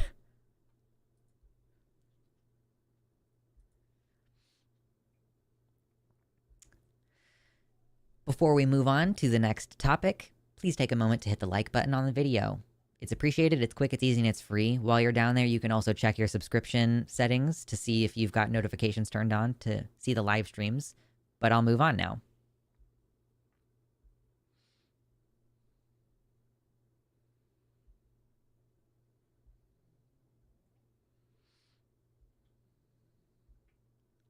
I want to push back mildly. I don't think that religion is motivating this. Like, I know some people will claim that conservatives are doing this because they have a religious motivation. I think that the religious motivation is post hoc. Like, I think that what they actually want is power and control, and they don't care how to do that. I don't think they hate trans people, and I don't think that they have like a religious belief that says trans people are bad. Genuinely. Like, and I've thought this for years. I think most politicians who claim, especially Republicans, who claim that religion is the motivation for their behavior, that's not how religion works. Religion is a way for people to justify what they already believe, which is why people cherry pick their religious stuff, right? That's why they'll say like, oh, Jesus loves everybody. But then a different Christian will say Jesus hated these groups of people specifically. Which is never the people that Jesus actually hated, by the way. But regardless, Yeah, like I genuinely think that most of these people are lying that religion is why they believe that marriage should be between only a man and a woman, or why trans people shouldn't be allowed to do whatever. Like, if you've noticed, they aren't even really using religious motivation to discuss this thing. Like, frankly, I almost think that it would be a stronger argument, but that's me being a person who like actually cares about science and stuff, and they're producing quote scientific type evidence in most of these cases, rather than saying like for religious reasons. They're saying like based on science and biology, females and males are different, and that's why we should have gender-based discrimination going on. Essentially, like men and women are different, and this is the same reason why it's okay for them to, like, this is the construct that they've created to give them an out for why it is okay for them to discriminate against females in the area of reproductive health, because they're basically like, well, men and women are different, and so we're allowed to treat them different. Well, trans people, I mean, well, again, it's like, again, men and women are different, and that's why it's okay for us to say trans people can't be in this space, because men and women are different, and we are just considering trans people to be men and women of their assigned sex at birth. So, yeah, I just personally think, and maybe it's a little bit cynical of me, maybe we're getting to a level of conspiracy, perhaps, but I genuinely think that most politicians who say this is for a religious reason, like, I think that they're just saying what they think they need to say to get people to agree with them. Like, I don't think they actually care about that stuff. But anyway, man, it's so sad that you guys can't see how cute this cat is. If we get to $100 today, $100 in donations, it's my birthday this week, guys. Like, it's the last week of the month. Basically, like, between now and Monday the 31st is my birthday. Can we get some donations? That would be great.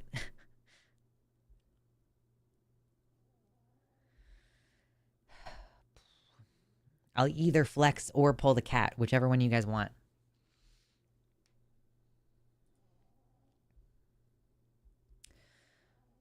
Good Lord, he's so loud.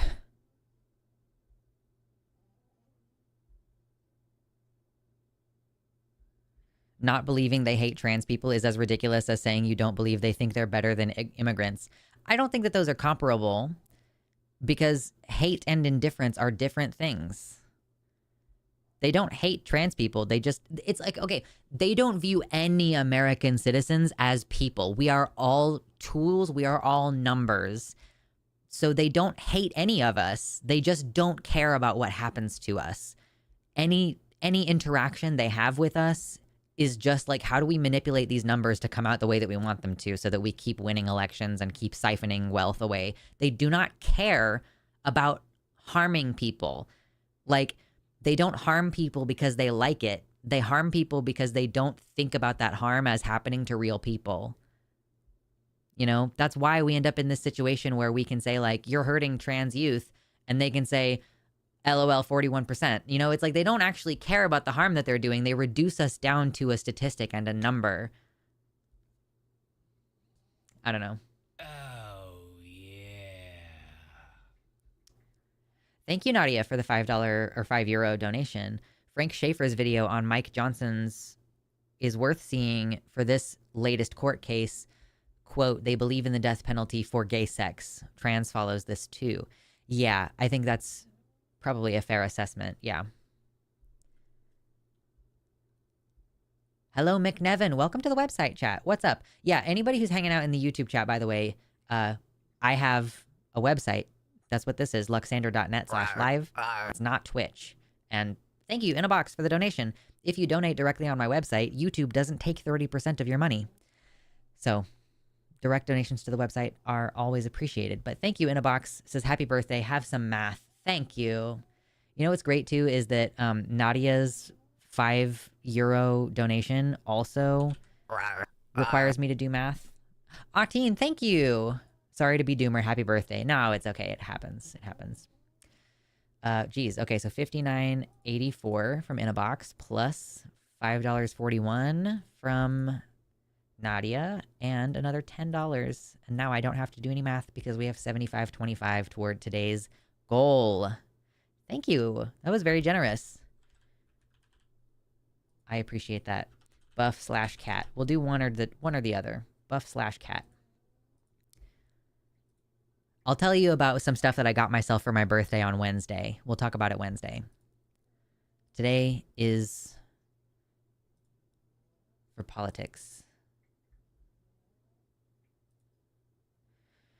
What are we talking about right now? We are talking about all kinds of different news stories. We're about to talk about cracking down on social transition, legally cracking down on social transition for children. Frank Schaeffer has been on the inside of these things and can tell you that there are a lot of true believers involved and the religion is a huge critical factor. Is that talking about the religious people in politics or like people in the population? I'm more likely to believe that people within the population have true beliefs that trans people are bad or sinful or whatever. I just find it really difficult to believe. Maybe with certain like rare exceptions, but I think that the majority of Republicans who claim this are just saying shit. Mike Johnson, I would believe, is an actual insane person. So, yeah. I enjoyed the hats game you did that one time. Okay. I just don't have many more hats, so maybe it needs to be something else. But I'll bring that into. Maybe we'll have that be like a Wednesday thing. We'll do something fun on Wednesdays like that. I'll keep a mental note. But yeah, thank you everybody for those donos. That was very kind. 87 likes today. Wow. Okay.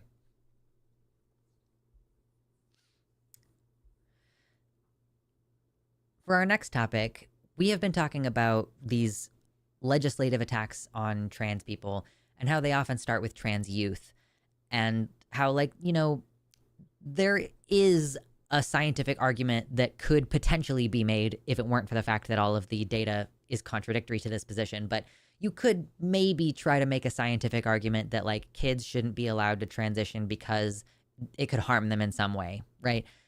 Again, basically all of those arguments fall flat. I'm not trying to get in on the details on that right this moment, but what doesn't make any sense, I think, to most people, and what is almost certainly government overreach, is the idea that you can crack down on people supporting trans kids socially, which is what we're seeing in two stories I want to discuss today, one from Texas and one from Arkansas, which are going to start, you know, coming after those things. I like the implication that Lux has a buff cat that we'll get to see in $25 time. True. Buff cat. He's kind of like, I don't know, I guess he's fairly muscular because you have to be fairly muscular to move around a lot of fat, but he's a big fatty boy. Okay.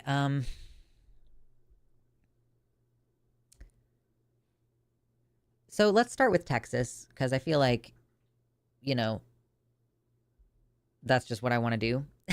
But we've already discussed Texas in this context previously in many videos come and gone, that most notably they tried to pass a law that said you can't give trans kids trans-related health care because that would be bad, right?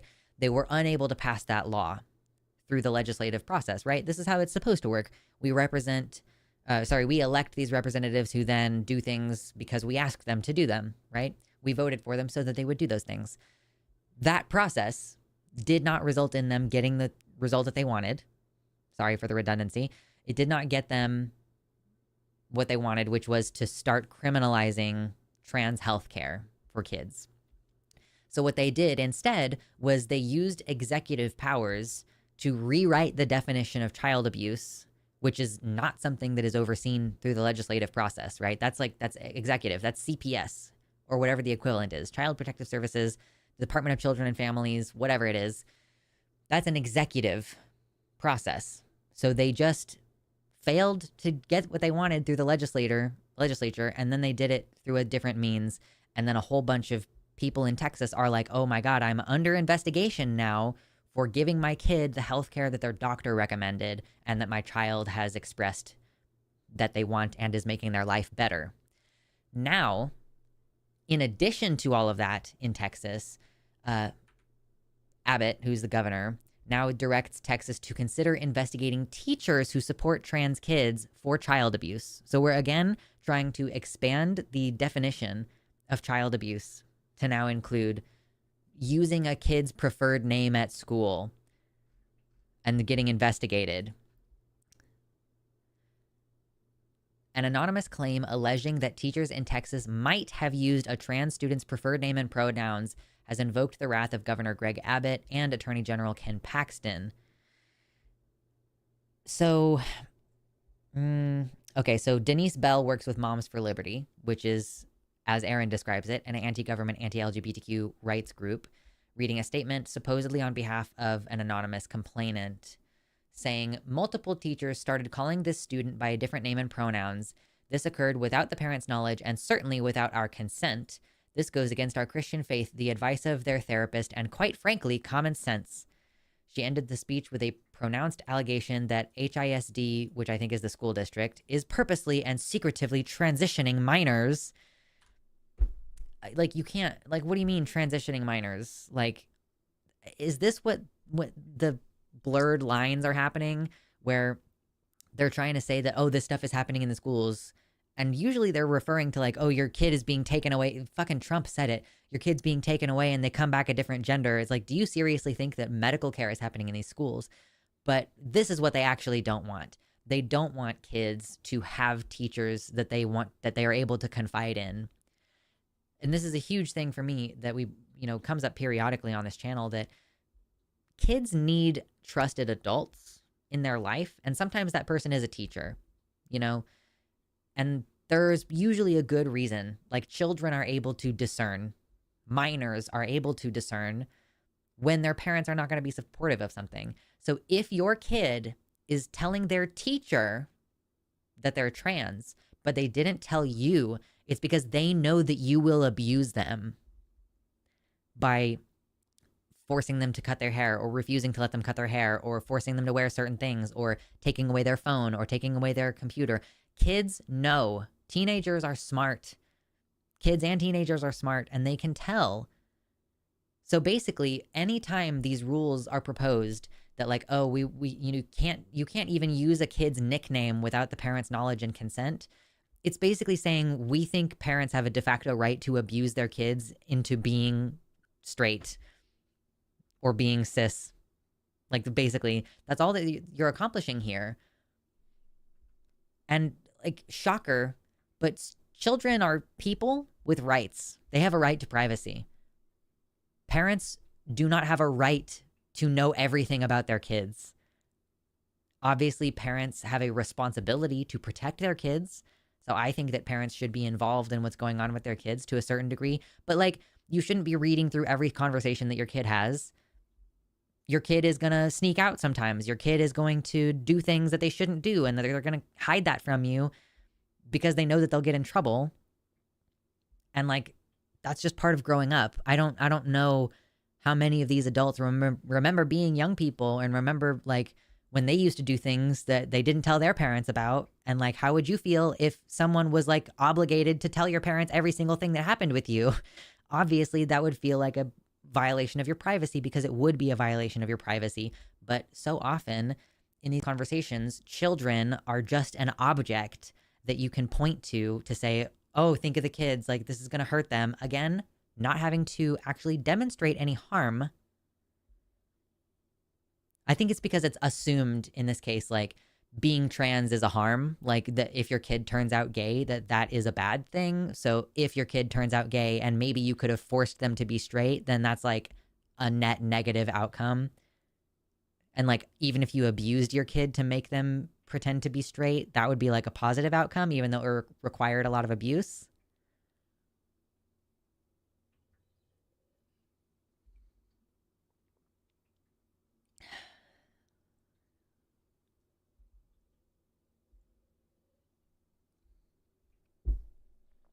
I think that's a really good point. Nadia suggests that these people don't believe in the concept of child abuse as understood by the non-Christo-fascist world. Right.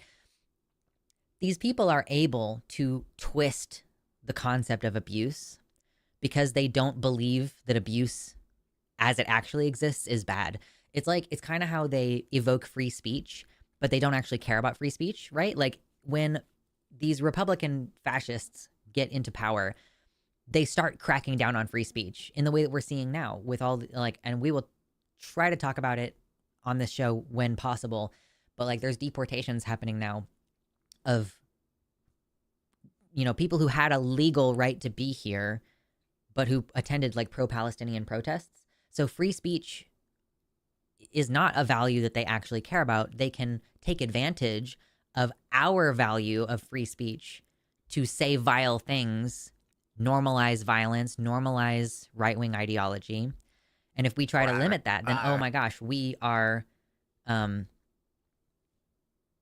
we are now the anti-free speech party, and they can victimize themselves, like they can make themselves into the victim. So yeah, same thing in this situation. Like they don't really care about parental rights because they want to take away a parent's right to get their kid health care, but they are saying that it's parents' rights to make sure that conservative parents can abuse their trans kids.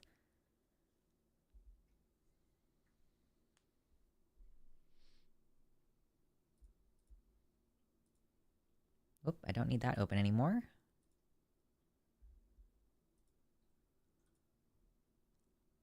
Thank you, Pampa Dude. That's so generous. $100 donation says single cat lady says Godspeed. Thank you. Wow, that's incredible. Seriously, I appreciate that. We'll continue with the segment here in a second. I just want to acknowledge the donation. Ooh, we're almost at 100 likes today, too. Thank you, everybody. Wow, that brings us up to $175.25 for today. Buff Cat. Okay, let me get chat back. Come back, chat. I miss you. Okay.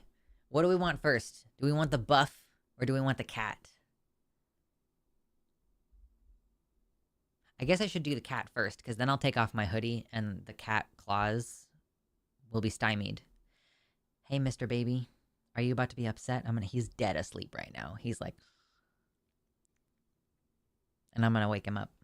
So sad. So sad.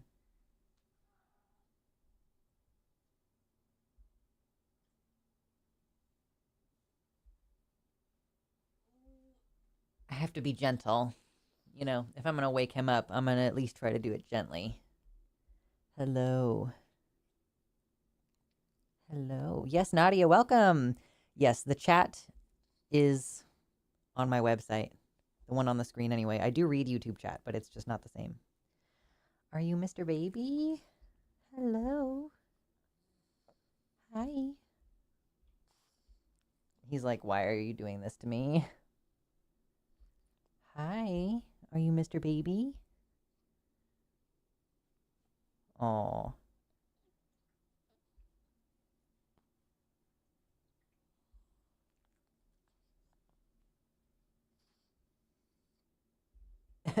He's like, you just woke me up and now you're making me stare at this giant light. Why are you doing this to me? Hi. You okay? Yeah. Hi.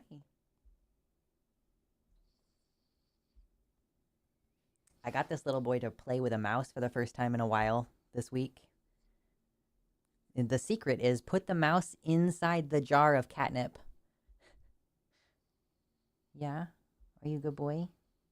You just waiting for me to put you down at this point? Yeah?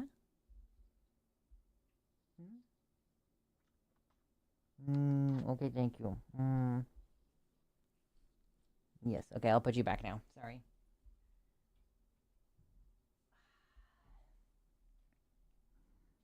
Okay, that was too much stimulation. Now you gotta go drink water. Yep.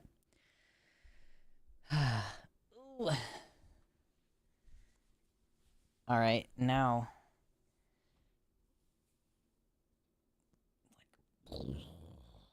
I just have naturally decent biceps, which is convenient because I have had a difficult time working out recently.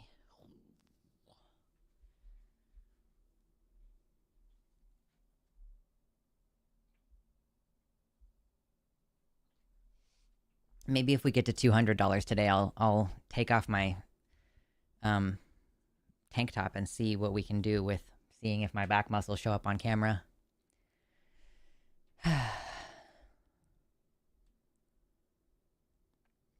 Yeah, getting disappointed by famous people you respect is a huge pain in the ass. I completely get it. My partner and I were just talking about, like I can't even know how I actually feel about Harry Potter anymore because it's so tainted by J.K. Rowling. Like, I don't even know if I like it. Like, if I would have continued to like it in my adulthood if it weren't for her. Okay. I set a little stretch goal. If we get to $200 today, I'll take off my tank top and we'll see how my back muscles look while I'm just wearing my bra. Cool. Okay.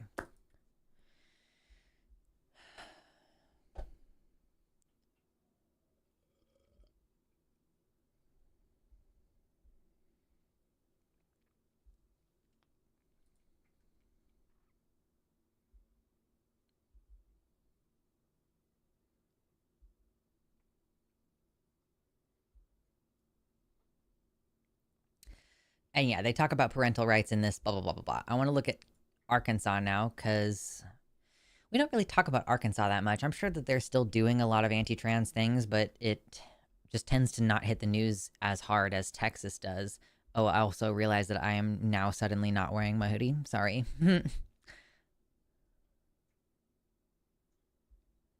So, in early March, Arkansas lawmakers have introduced a bill called the Vulnerable Youth Protection Act, which would criminalize support for the social transition of trans youth. The bill allows parents to sue anyone who affirms a child's gender identity, defining social transition broadly as any act by which a minor adopts or espouses a gender identity that differs from the minor's biological sex, including without limitation changes in clothing, pronouns, hairstyle, and name. Right, so if a kid's name is Alexandria and she wants to go by Alex, that could be interpreted as wanting to use a male name. Or if a boy decides to grow out his hair and the parents don't like that, that could be, sorry, I was highlighting the wrong thing, hairstyle. Like, literally making it so that getting a haircut could be a crime, or like getting a haircut for a kid. Once when I was a teenager and I was like first identifying as trans, I went and hung out with my boyfriend, and he and his mom drove me around and did some things with me. And one of the things that we did was got me a haircut. Now, I don't think that it was because my parents would not be affirming, but rather that I was treating the haircut as like a fun thing. And like my boyfriend's mom was willing to pay for it, and she liked feeling like she was affirming me. And it was whatever. You know, my parents weren't like mad about it. But the idea that that could have been a crime is crazy, right? Like, that if my mom had pitched a bitch fit and said like, oh, you had my daughter's hair cut off, now she looks like a boy. Like, I can understand being upset that your child has made a sudden change without your knowledge, right? Like, I kind of understand it. It's a discomforting thing, right? But for you to go, and now I'm going to sue you for taking my child to get a $10 haircut, like, I don't know how to help you if you believe that life should be like that.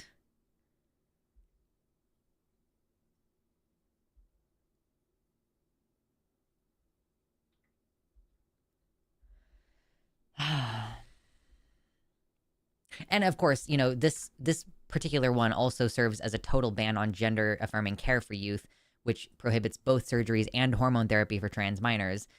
But like, obviously we are pointing this out as an egregious overstep because you're also coming down on the haircut thing. Like,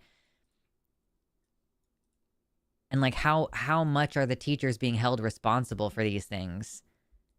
If a child keeps a change of clothes in the classroom, is like a teacher going to get in trouble for that? Like, obviously using the nickname could get them in trouble. Like, I don't know how often a teacher is taking a student to get their hair cut, but, you know, like, it's not just teachers, though, to be clear. It's anyone who affirms a child's gender identity. So again, my boyfriend's mom could have been sued for this. under this kind of rule. Right, like how can you look at this and not see that this is like Nazi shit? Like this is extreme overreach.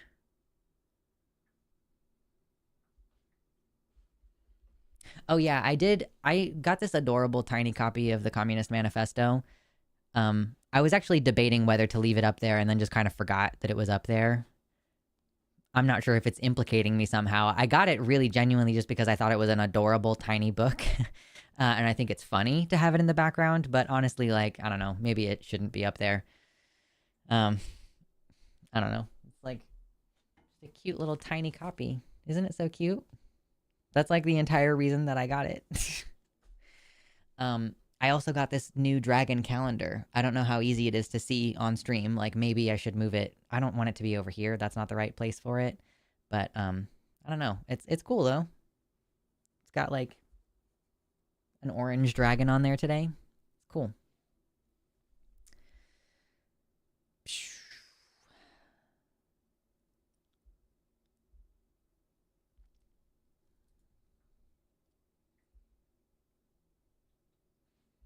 Yeah, we can't even keep guns out of schools, but let's focus on spare clothes. Yeah, worst timeline.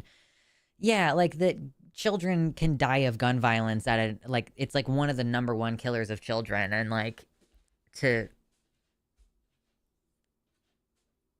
just be like, yeah, that's fine, but we're gonna crack down on these pronouns. Like again, it's never about protecting kids.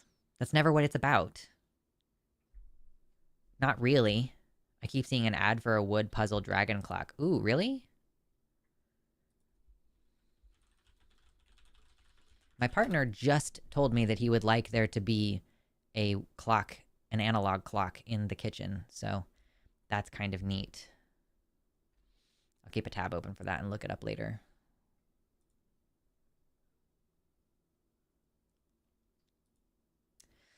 This bill also goes even further, saying that extraterritorial jurisdiction, like basically lawsuits can be brought against people outside of the state of Arkansas if they are deemed to have helped a trans child transition. So if a parent decides that transition is right for their kid and they go to a different state to get that kid the care, then someone could sue, like the other parent, for example, could sue that parent for this.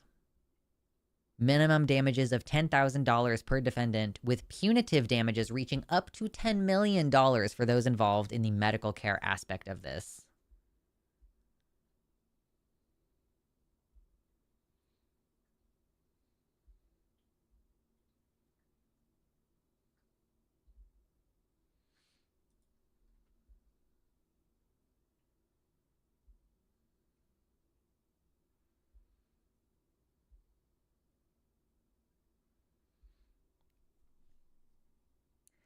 It's good to know that the ACLU is getting involved on this. Of course, the bill is a blatant overreach of government power, attempting to control private decisions and to circumvent our constitutional rights, including free speech, religious exercise, due process, and equal protection. So, yeah, I don't know that I have much else to add. I always say that, and then I end up talking for several more minutes about whatever the topic is. But, yeah, the party of small government, everybody. Trying to say that like your kid needs you need a permission slip from the parent in order to use a nickname for the kid at school. It just is absurd.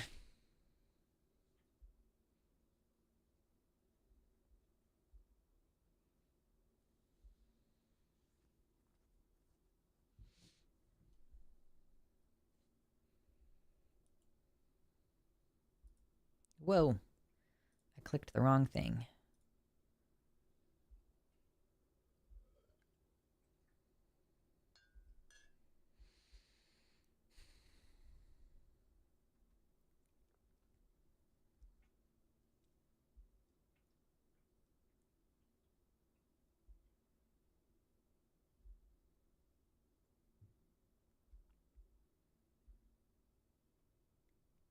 Interestingly, and I want to add this as the last thing before we move on, because again, they are trying to usurp the normal rule of law. I'm not saying that our justice system is perfect. I'm not saying that our justice system even results in justice most of the time. but it works a certain way, right? And they're undermining that in a way that is quite alarming on a number of fronts. And one of them is that they have anticipated legal challenges here. And so the bill's authors have claimed this does not violate the First Amendment, despite it having clear restrictions on speech and expression. The bill asserts that if a lower court strikes it down, any higher court ruling in its favor will ultimately retroactively nullify that decision, which means that they would be able to enforce this law even during the periods when the law is deemed unconstitutional, right? Because we've talked about this before, and how it works is some unconstitutional law passes, and then a judge says, no, you're not allowed to do that. They say that law is illegal, and then it gets appealed up to an appeals court, and then another appeals court, and then the Supreme Court, if it keeps going for that long. You know, like that's a years and years and years long process. And what this is saying basically is that you can't put an injunction on this. If the state court says, yo, this is unconstitutional, then they're basically saying, well, we should be able to keep enforcing the law because we know for sure that a higher court is going to nullify the lower court's decision anyway. And like this provision has no legal standing, according to what Aaron has written here. No legal standing, and directly contradicts long-established judicial precedent and overreach that no unbiased court would uphold. Yeah, so we're just doing all kinds of crazy shit. If you want to read that article more, of course, I have it linked in the description down below, and I want you to check that out in further detail because she goes in more detail than I am going in. But yeah, it's just again, I don't think they care about trans people. I think they're just using us as an excuse to usurp the government, like to take over the government. Yeah, why even have lower courts? Why would you even need lower courts? Apparently.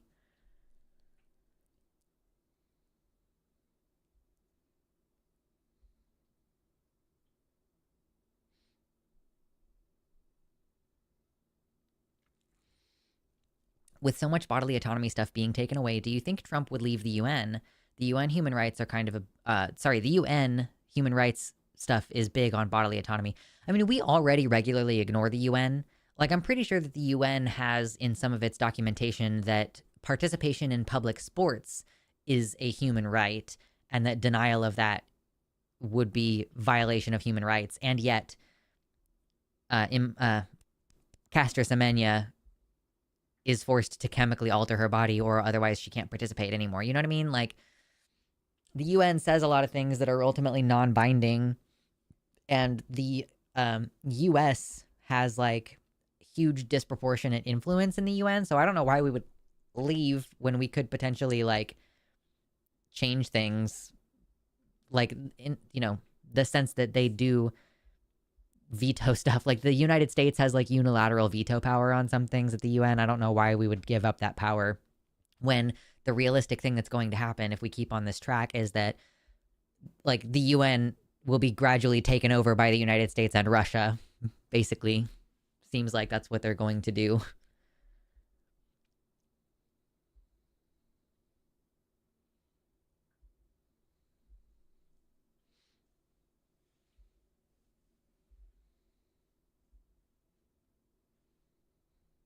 It's hard not to get a little doomer, seeing how many people don't know basic civics or don't care if someone else's civil rights are being violated. I can concur with that being quite disappointing. I don't want to, like, ruminate too much on those difficulties, because obviously there are a lot of reasons why we are in the situation that we are in, but it's still bad. It's still not great. Before I move on to the next section, I just want to say that this is my job. I do research for these videos. I cultivate my arguments. So if you would like to support the show, you can click down below for a one-time donation on my website.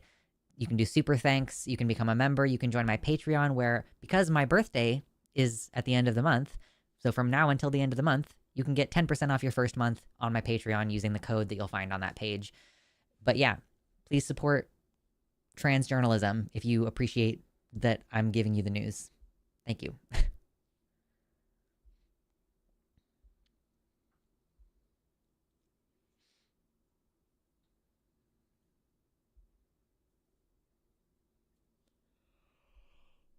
The next story that I want to discuss it's kind of a multi-part story, and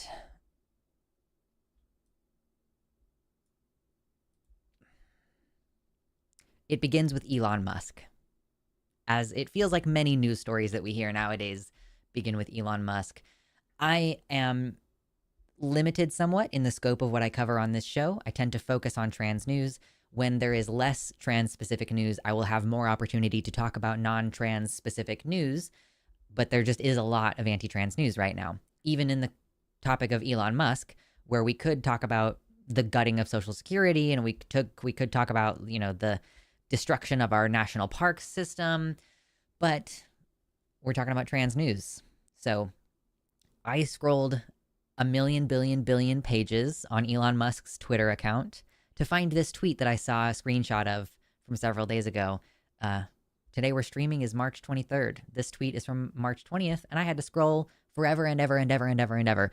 This man claims to have 17 jobs, and yet he's posting on Twitter constantly, which I find absolutely astounding, frankly.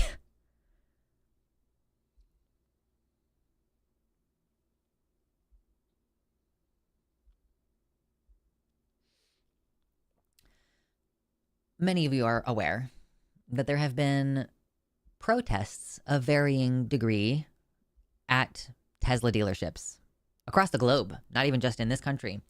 Just looking at France, even.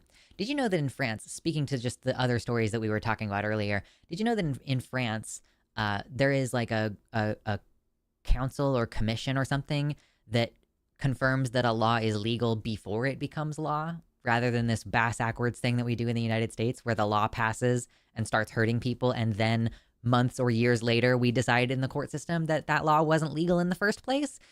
Wouldn't it be great to live in a civilized country? Anyway, I thought of France because there have been like several, I think there was at least one Tesla dealership that was just like fully burned to the ground in France. In the United States, you're getting like, oh, there's a drive-by shooting, or there's someone spray paints the side of a Cybertruck, or steals all the tires off the Teslas, or, you know, throws a Molotov cocktail through the window or something. Like these actions are largely like, they're destructive, but they're not like wide scale destructive. It's you know, little things. And you can debate whether, because I've seen people vandalizing like some individual person's Tesla. We can argue about whether that's effective or makes any sense, but we've all got opinions about the Tesla dealerships, right? And Elon is really hurt by this. That's not the main story here, but if you look and see any of the recent interviews of him talking, he is, frankly, it seems like he's about to cry about how bad his reputation is and the public opinion. And like, he feels like he's living in some kind of dystopia because every day he turns on the TV and sees another Tesla on fire. Like, he feels very under attack right now. So because of that, he has started saying things like, so that he quote tweeted someone, and I don't think this is true, it probably isn't, but I haven't investigated. 3 out of the 4 people who've been arrested for vandalizing Teslas are transgender or non-binary. That claim is, I don't take that claim at face value. And also, I know that the police are going to disproportionately target marginalized people, so you'll find crime where you look for it. There have probably been non-trans people who are doing these vandalisms as well. But his response to that, Elon Musk's response to that, is, what are the statistics on trans violence? The probability of a trans person being violent appears to be vastly higher than non-trans. Hormone injections cause extreme emotional volatility. That is simply a fact. So this is of concern because we're entering this period of time where the definition of violence is getting more and more blurry because the people in charge are in control of when that word gets to be used and when it doesn't. Vandalism is not violent. Oh, yeah. Thank you, Tubian. That was a very generous $2 super chat. Says, I want a cup that says Elon's tears. Fair.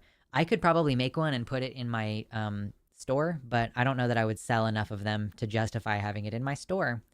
Maybe we'll do a little FOMO run. Maybe I'll consider having like this mug is only available for 1 week after the upload of this video. Maybe I'll like have to crack that out and get it designed tomorrow and get it out of there. That would be funny though. Thank you for the $2 dono.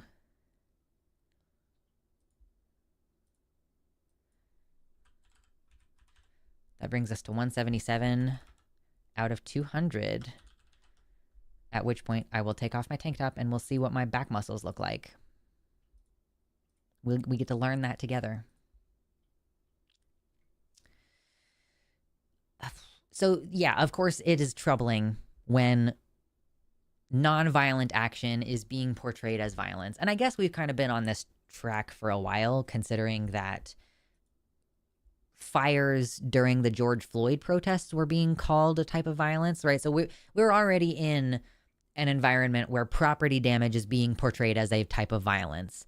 I personally disagree with that assessment.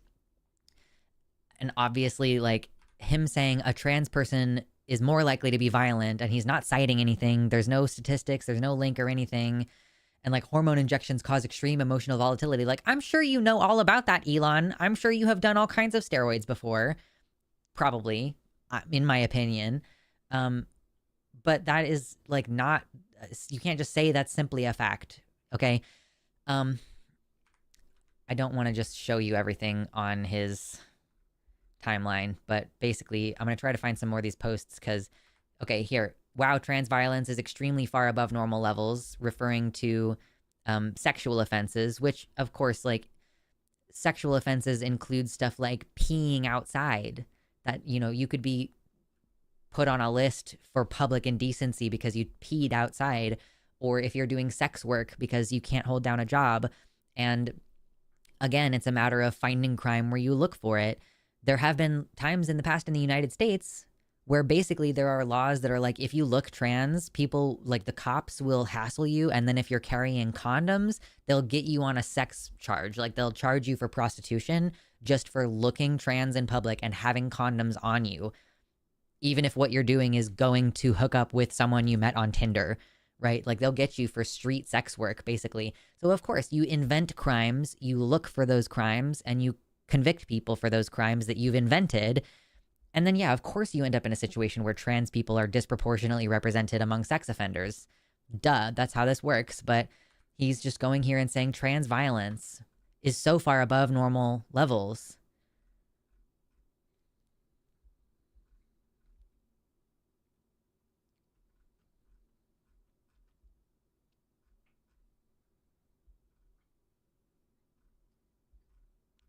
I'm looking. Hold on.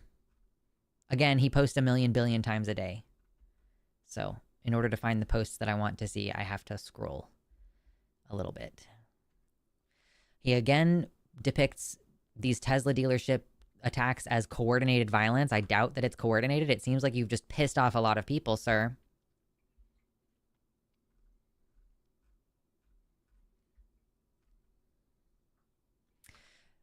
They're calling it terrorism. Attorney General Pamela Bondi, who we will see more from here in a moment, has described this as terrorism. So if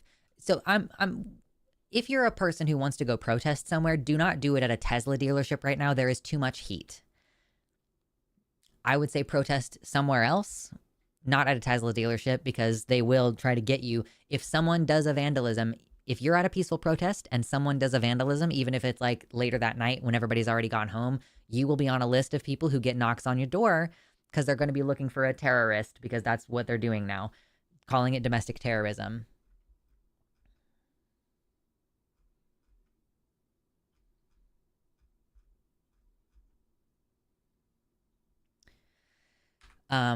Again, misinformation, quoting someone who says the fact that transgender activists are so overrepresented in violent terror attacks, such as school shootings, destabilizing street riots, arson against Teslas, gives you a window into why the CIA sponsors and supports so many transgender network nodes around the world. Like, okay, this is, again, like, most alleged Tesla charger vandals have one thing in common: she, they pronouns. Like, turns out you've pissed off a lot of women and non-binary people. But again, I don't even know if that's true. That's just what they are claiming. But this is also just false. Trans people are not overrepresented in any violent crimes. School shootings are overwhelmingly white males. There have been none. I don't see any evidence about destabilizing street riots, arson against Teslas. Like, there's plenty of people who are cis who are doing it too, but they will point to any trans people doing it as like, oh, this is now every trans person's problem.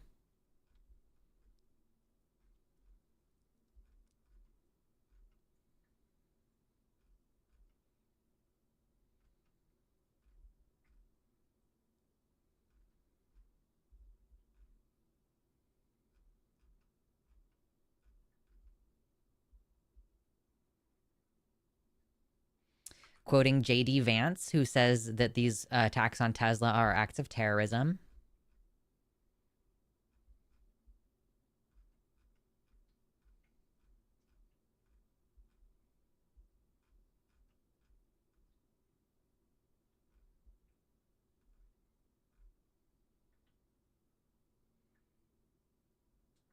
Yeah, expanding terrorism to include property damage. What could possibly go wrong? What could possibly go wrong?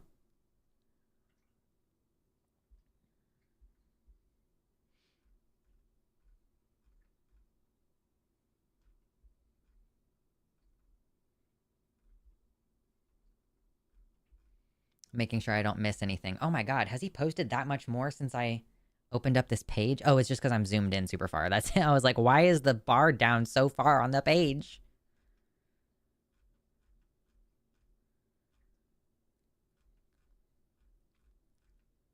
There's more to this story than just Elon's tweets, by the way. I just wanted to focus on like the fact that he's repeatedly retweeting things that are saying that lighting Teslas on fire is violence and it's terrorism and it's trans people who are doing it, basically. I think you've seen more than enough to show that like the most powerful man in this country thinks that trans people are terrorists. So yeah, I'm just going to leave that there for now.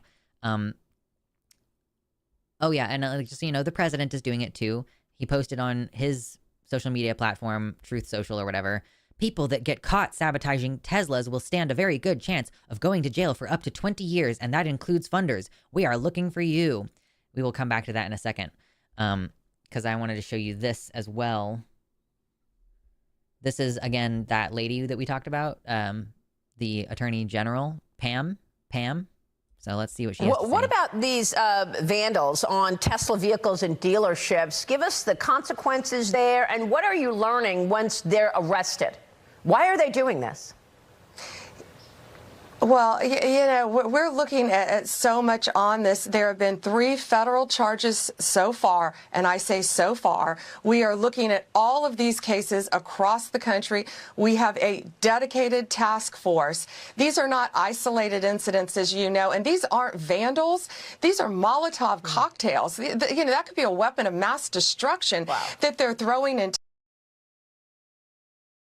So that's kind of what I wanted to draw your attention to, of like that a Molotov cocktail is a weapon of mass destruction. A weapon of mass destruction is like a very specific definition.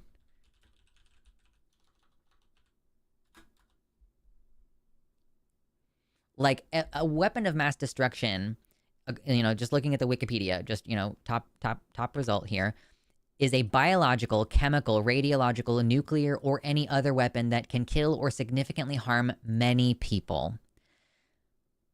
This is typically like a nuclear bomb or like gassing an entire neighborhood or something like that. Like, or like deliberately releasing a virus that has been engineered to kill people. Like, that's what a WMD is. So I just want you to see like the scale at which they're willing to stretch these things. Like that a Molotov cocktail, which granted, yes, it could set an entire car on fire. It could set an entire building on fire. But it's not a weapon of mass destruction any more than a lit cigarette is a weapon of mass destruction, because you could flick it into some dry grass and burn down an entire city. You know, like, even if you did that deliberately, it would not be the same as terrorism using WMDs.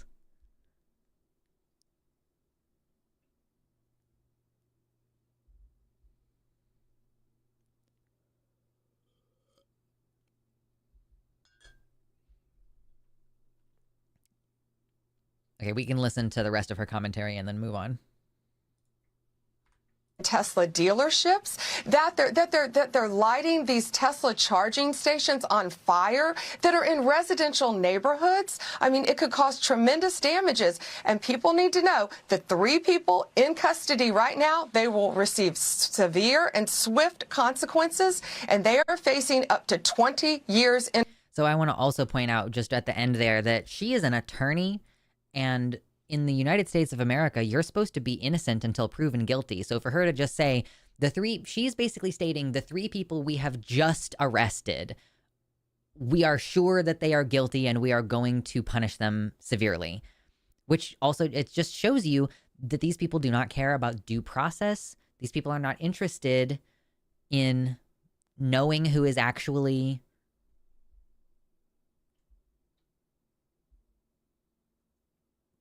knowing who is actually doing anything wrong. Like, they don't care.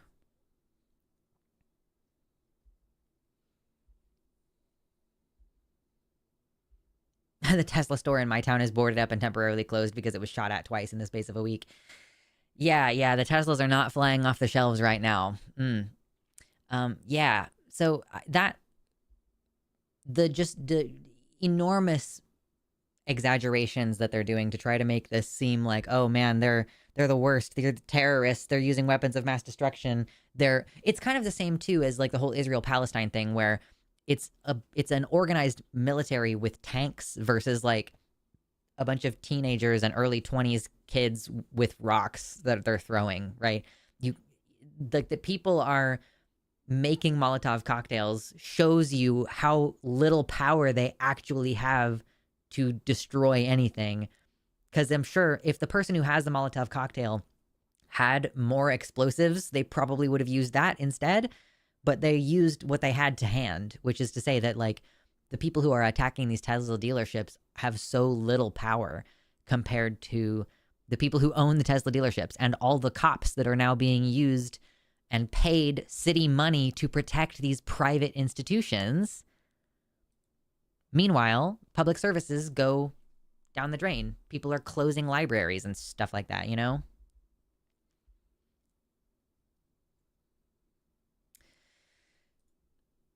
Speaking of them not caring about due process, in addition to making comments that, oh, people who are sabotaging Teslas are gonna go to jail, apparently he also suggested that those found guilty of participating in Tesla-related crimes could be sent to prison in El Salvador, which is a reference to the administration's controversial move to deport alleged gang members to the country, to El Salvador, after Trump signed a proclamation invoking the Alien Enemies Act, even though a court order temporarily blocked the authority.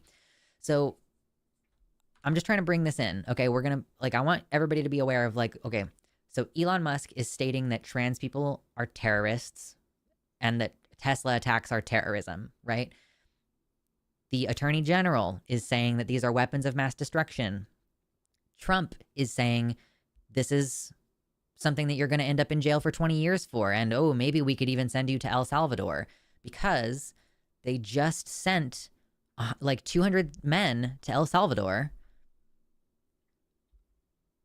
And a lot of them weren't even Salvadoran. Like, most of these men were Venezuelan. And they were deported without due process, little or no due process. And I don't want to read this entire article, but I recommend that you look into it. Like, what the Venezuelans deported to El Salvador experienced will be linked below. Because it's not great to be sent to a country you've never been to, deported to a country you've never been to, have your clothes taken away, having your hair shaved off, being slapped, being beaten, because Trump decided to deport you, right? And I don't have it right this second. Maybe I should have kept that up. But white German people with visas trying to enter the country have been blocked and sent home as well. This is impacting more and more people. Basically, the fascism is impacting more and more people. And to kind of bring this home, I want to point out this thread that Zinnia Jones posted. What actually it is she contributed to this Rolling Stone article, but Rolling Stone, I don't have a subscription to it, so I can't read the article, basically. But she found out through publicly available information that the Trump Census Bureau has uploaded and hosted a 51-page document showing all the data sets that they can gain access to and link together, including all these different things. So, in context, okay, they're saying trans people are terrorists. They're saying they're saying people who protest at Tesla dealerships are terrorists, that vandalism is terrorism. And this is the data that they have access to. SSA Nubident, IRS 1040 returns, military deployment data, OPM personnel, selective service, Postal Service changes of address, enrollment and demographics data for dozens of major state university systems, Bureau of Prisons inmates, Small Business Administration loans, state tax data, state driver's license data, the Homeless Management Information System, state DMV citations, SNAP/TANF/WIC clients' individual data and case file, unemployment insurance data, lists of staff at major university systems, and numerous third-party databases including, quote, notice of delinquency and household member and telephone data. Voter registration history and demographic data, credit bureau data from Experian, education data, electronic health records from University of North Carolina healthcare system. And this is just a short list. If you click this document, it is forever long. Like, it's a million billion pages long. These are all of the data that the Census Bureau is publicly stating they have access to and that they can use to compile lists of people, basically. Of course, the Trump agency is not itself going to say, the Trump Census Bureau is not itself going to say we're compiling lists of people, but basically all of this data is available to Doge. Like, Doge has access to these systems that have all this data about people. So, like, as a trans person, they probably know that you're trans regardless of if you've had your legal sex changed or anything. They have access to data about, like, where you live, where you've lived before, you know, your tax documents, your social security number. And, like, I don't feel like it's alarmist. And I think a lot of people are accusing Zinnia Jones of being alarmist for pointing out that this is extremely bad. Like, that Doge having access to this data is not a good thing. And this is publicly available, right? This is not like a secret. I mean, of course, it's like a little quiet, like, oh, let me just tell you, you know, there's this document, you know, we didn't publish it like with any fanfare, but it is just publicly available information. So I think that everybody should be careful right now, basically. Everybody should be stepping very lightly. You know, use an encrypted form of messaging if you're going to be organizing any kind of get-togethers. You know, get knowledgeable about data security, I guess, because so much of us have we have a big data footprint out there, and like there's not much that you can do at this point probably except be very cautious with whatever it is that you're doing in the world right now, because this data can be compiled in ways that are identifying you down to the individual.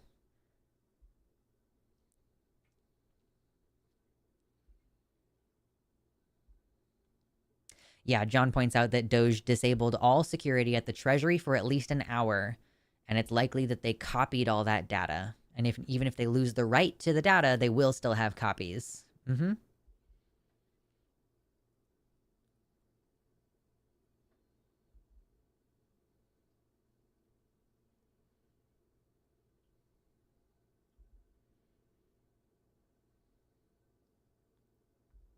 Yeah, and we don't know to the extent that HIPAA is implicated in this, like medical records and all that kind of stuff. You know, there's so much information that they just have access to now. And obviously in the context of everything else that I've just said, that's concerning. Because like I said, even if you do everything you're supposed to do, like let's say you leave your phone at home and you go to a peaceful protest at a Tesla dealership, like, if you don't wear a mask, which you should, they might be able to use, you know, easy facial recognition. Sometimes facial recognition can't even get you just on the top part of your face, but it's less likely to work if you wear a fucking mask, which you should everywhere you go, for numerous reasons. But yeah, this was such a big story that it's like, I don't even know what to do or say to wrap it up at the end of this. You know, it's like, just be fucking careful. You know, walk softly, be cautious what you're doing. And it's hard to just say, I can't just say like, make sure your protest is legal, because they will gradually shrink the definition of legal protest, right? To where if you're doing anything without like a permit from the city, that's an illegal protest, or the subject matter of your protest makes it an illegal protest. You know, all I can say is whatever you're going to do it carefully.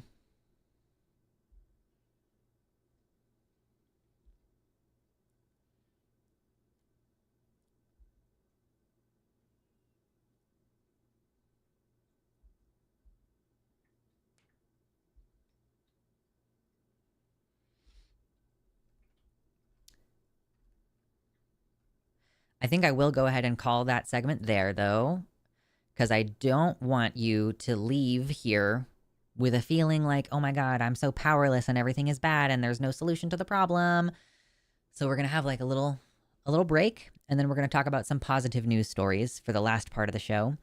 And hopefully that is good. And we will have call to action at the end. We'll give you a couple of action items for stuff that you can do this week. And hopefully that will have you coming away with a sense of like, okay, I know what to do next. I know what to do with my feelings that I have about what is going on. Because we all have a lot of feelings, and a lot of those feelings are justified. And even if they're justified, sometimes they're a little out of proportion, and we need to do things to calm our bodies down, like flicking water all over the place, apparently. So just don't feel like there's nothing you can do, okay? And it's the middle of the show. Again, if you haven't done it already, hit the like button, leave your comments for any news stories that I missed today that you felt were really important. Let me know what I missed, and I will try to get to it next week. Oh, and I will just say, if you're getting tired of the bog down, I know that I'm about to talk about some positive news stories, but all of that is still in the context of like trans news stuff. So if you need even more positive content, check the links in the description for my side channels. I have 2 side channels. I have a podcast I do with my friend Gayfesh and Demon Mama, and that is all hopefully enough to cleanse your brain in between shows. And don't forget that Sunday stream is when we record these videos, but Wednesday stream is when we chill. So if you want even more of a brain cleanse, come hang out with us on Wednesday evenings. I want to talk about Elon Musk's daughter, piggybacking off of the last one. So Vivian has been talking about her dad publicly quite a bit over the last couple years. Oh, yeah. Thank you, Nadia. For another €5, says Edwin Black's IBM and the Holocaust is what truly explains the significance. It's been a long time to run. Whoever will listen and can do it, run. Oh, it's long been time to run. Yeah, like I said earlier, I personally find a lot of value in being in a blue state. I know that a lot of people have to make different decisions. Like, if I had a trans kid and I was concerned about getting, federally cracked down on for having a trans kid, maybe I would also feel motivated to leave the country. But I want to stay here and put my roots down and live my life and fight back from the safety of a blue state. That's for me. If someone else wants to leave the country, I think that would be reasonable. But, I don't want to I don't want to tell someone to do something impossible if it's basically impossible. A lot of people can't even leave red states, much less leave the country. So it's not feasible for everybody. And lots of us are disabled too. And other countries won't accept disabled applicants. So hard to say what the right thing to do is. Pompadood, welcome to the website. Says Vivian rules usually get a little boost from her public commentary. Yeah.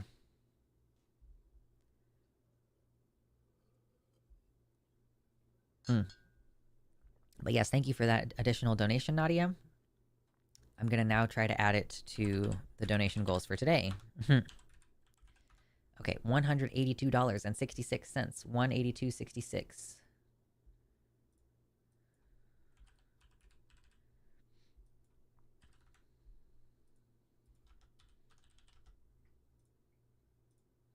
I have to update it manually. I still haven't figured out a way to automate that.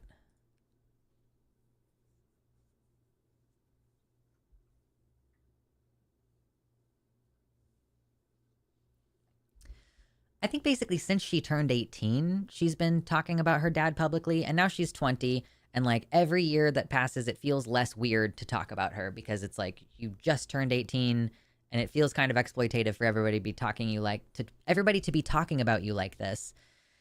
But she has decided to speak out about her father. Nope, that's not right.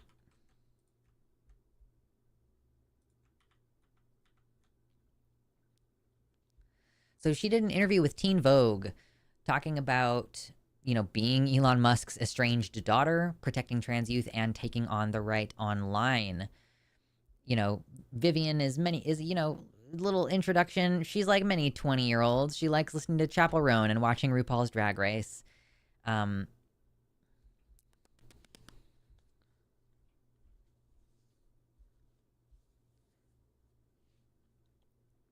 Yeah, I think the first time I heard about Vivian was she petitioned in 22 when she turned 18, or maybe she was 17 at the time.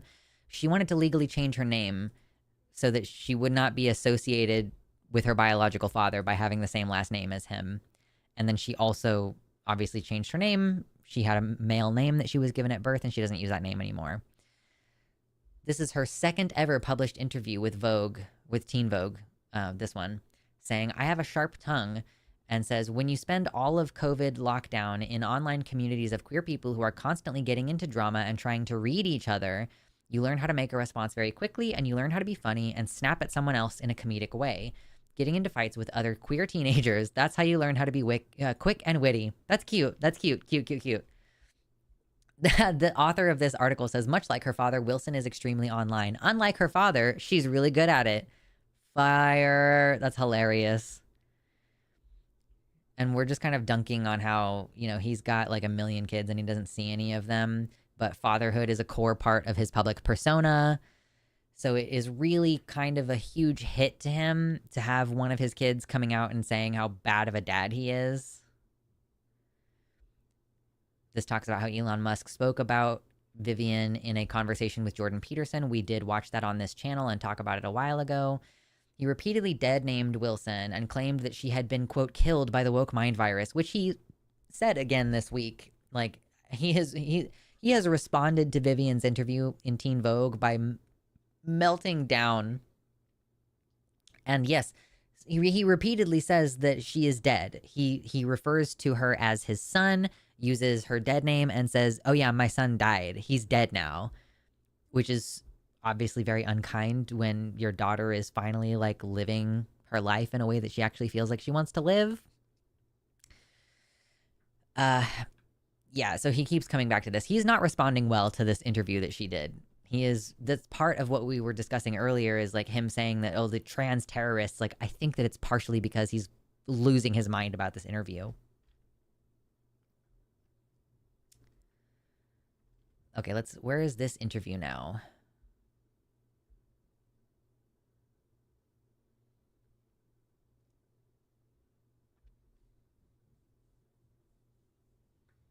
This is kind of just talking about her personally, saying that Wilson's vibrant life, full of possibility, underscores the life-saving power of gender-affirming care for young people. She's horrified by the wave of anti-trans legislation, of course. Wilson is compelled to speak out on trans issues, saying, "I don't feel like people realize that being trans is not a choice." She continues, "Obviously, it's not just trans people that are affected by the current administration. Marginalized groups such as undocumented immigrants and people of color are affected. And I'm trying to do more advocacy on that front since the current administration has been like a wrecking ball in that regard." Yo, she's just like chilling in Tokyo. She studies in Tokyo. That's great. I love that. They'd ask her about her coming out. Of course, I encourage you to read this whole interview if you want to read the whole interview. Are you and your mom on good terms? Do you consider yourself to be a famous person? How would you describe your relationship to social media? She says, "I am the queen of threads. That's my branding. I have a blue sky, but queen of blue sky doesn't have the same ring to it." Fair enough.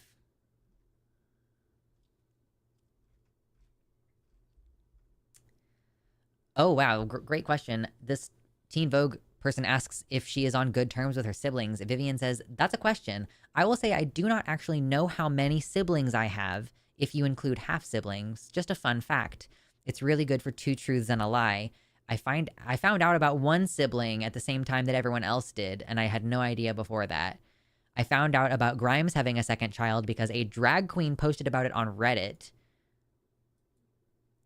So yeah, like she has so many siblings she doesn't even know because Elon Musk is spreading his seed everywhere like a crazy person.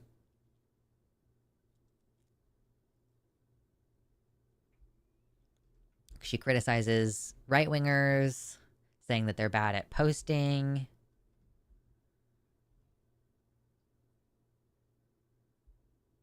You're very vocal online about your politics, but also specifically about your dad. Does that take up a lot of space in your day-to-day? Oh, I love this. No, it doesn't. It really doesn't. I mean, I'll see things about him in the news and think, that's fucking cringe. I should probably post about this and denounce it, which I have done a few times. The Nazi salute shit was insane. Honey, we're going to call a fig, and we're going to call a Nazi salute what it was. That shit was definitely a Nazi salute. The crowd is equally to blame, and I feel like people are not talking about that. That crowd should also be denounced. But other than that, I don't give a fuck about him. I really don't. It's annoying that people associate me with him. I just don't have any room to care anymore. When I initially did the whole thing, when he came for me, the Jordan Peterson interview, that was the most cathartic moment of my entire life by far. I had all this pent-up energy. I had wanted to speak out for so long after being defamed in a book, after being doxxed, everything that had gone on, especially in my childhood. When that finally happened, it was the most cathartic experience I have ever had. And then I was like, okay, whatever. It's like, okay, now I don't need to think about it anymore, now that I've said what I needed to say. She is a leftist, not a Marxist, which is fun. Does your transness inform your politics? Do you think your parents influenced your politics? Yes, basically, she says, seeing that kind of extravagant wealth firsthand while living in LA and seeing the huge homelessness problem, the wealth gap, you start to wonder, how is this fair? And you inevitably come to the conclusion that it's not.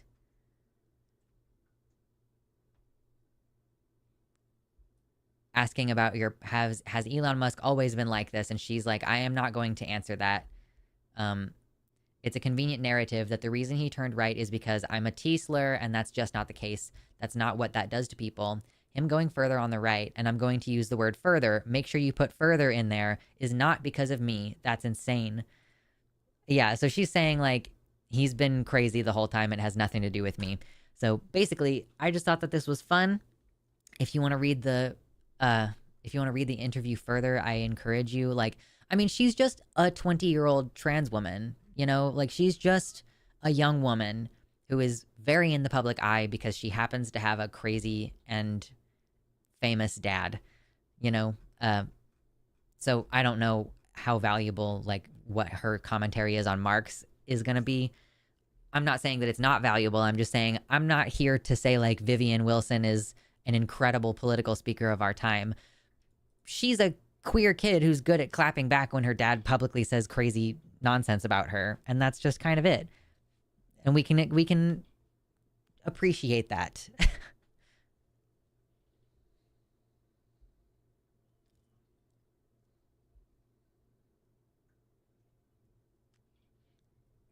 Yeah, Elon is really the example of man who would rather do X than go to therapy, and X is dismantle the entire administrative state and foundation of scientific research in the USA.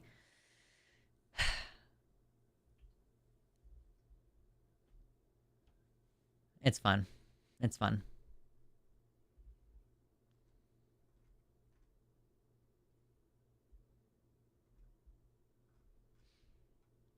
Okay, that's Vivian Wilson. I do not have any more to say about that. I really need to go potty. So I am going to go potty, and then I will be back, and we will finish up the segment. And we may or may not continue for very long after the segment. I have to do some errands this evening. So yeah, I'm going to go to the restroom. Don't go anywhere. I'll go ahead and leave some music on for you. I'll start the music. And hopefully you enjoy that. So, give me a minute. I'll be back in a second.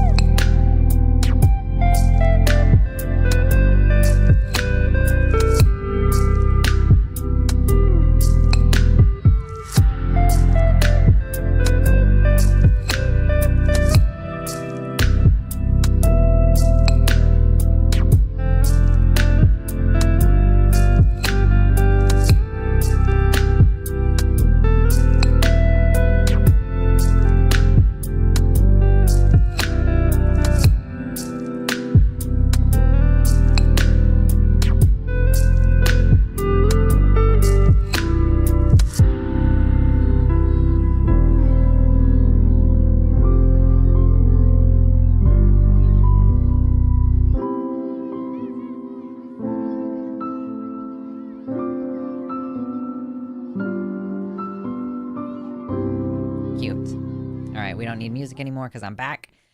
Just needed to go potty, needed to get a little bit of water, and that was all I needed. So thank you, everybody. Okay.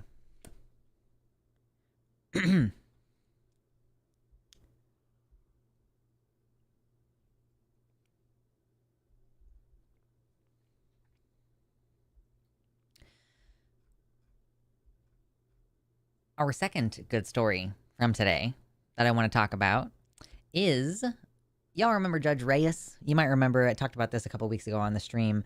This judge has been overseeing the whole trans military ban, right? Which the military employs like a huge number of trans people in the United States. So it's important that we talk about this because it affects a lot of trans people. Judge Reyes, so the reason why we talked about this previously was because we talked about the idea of animus. And she was saying this is based on animus toward trans people. It's not based on any real data or anything. And you will probably remember that she made the lawyer go sit down. Because basically, the policy, they're saying like, oh, this group of people does not hold with the standards of the military being honest, honorable, and disciplined. So you're saying that all trans people are dishonest, undisciplined, immodest, and have no integrity. And she points out, like, how is that anything other than showing animus? And then because the attorney was from UVA, I can't remember, it's a university, University of Virginia, something maybe, I don't know. But she changed her courtroom orders to bar people who graduated from UVA law school from appearing before her because, quote, they're all liars and lack integrity and are undisciplined and can't possibly meet the higher rigors of a benign lawyer for the government. She then made that lawyer sit down because her courtroom rules say that people from UVA can't present anything to her. And then after he sat down, she called him back up and asked him whether that was a display of animus. So obviously that's really amusing. I'm glad that happened. Update to that is like she has now given her actual ruling, I believe. She struck down the trans military ban. Now that doesn't mean that it's done forever, but she basically confirmed this is soaked in animus. There is no way of you could do this, you know, to say that thousands of trans service members have sacrificed for this country, but they aren't good enough to be in the military is, you know, silly. She is absolutely correct on these things, of course. None of these documents presented contain any analysis or data. They just pronounce that trans people are not honorable, truthful, or disciplined, and then defense counsel concedes that these assertions are purely conjective, like just conjecture. She points out that the plaintiffs have cumulatively provided over 130 years of military service, having served in roles ranging from senior military science instructor to artillery platoon commander to intelligence analyst to satellite operator to operations research analyst to naval flight officer to weapons officer, which is to say that the kind of people, it's like trans people in the military are career military members. Like it's stable employment.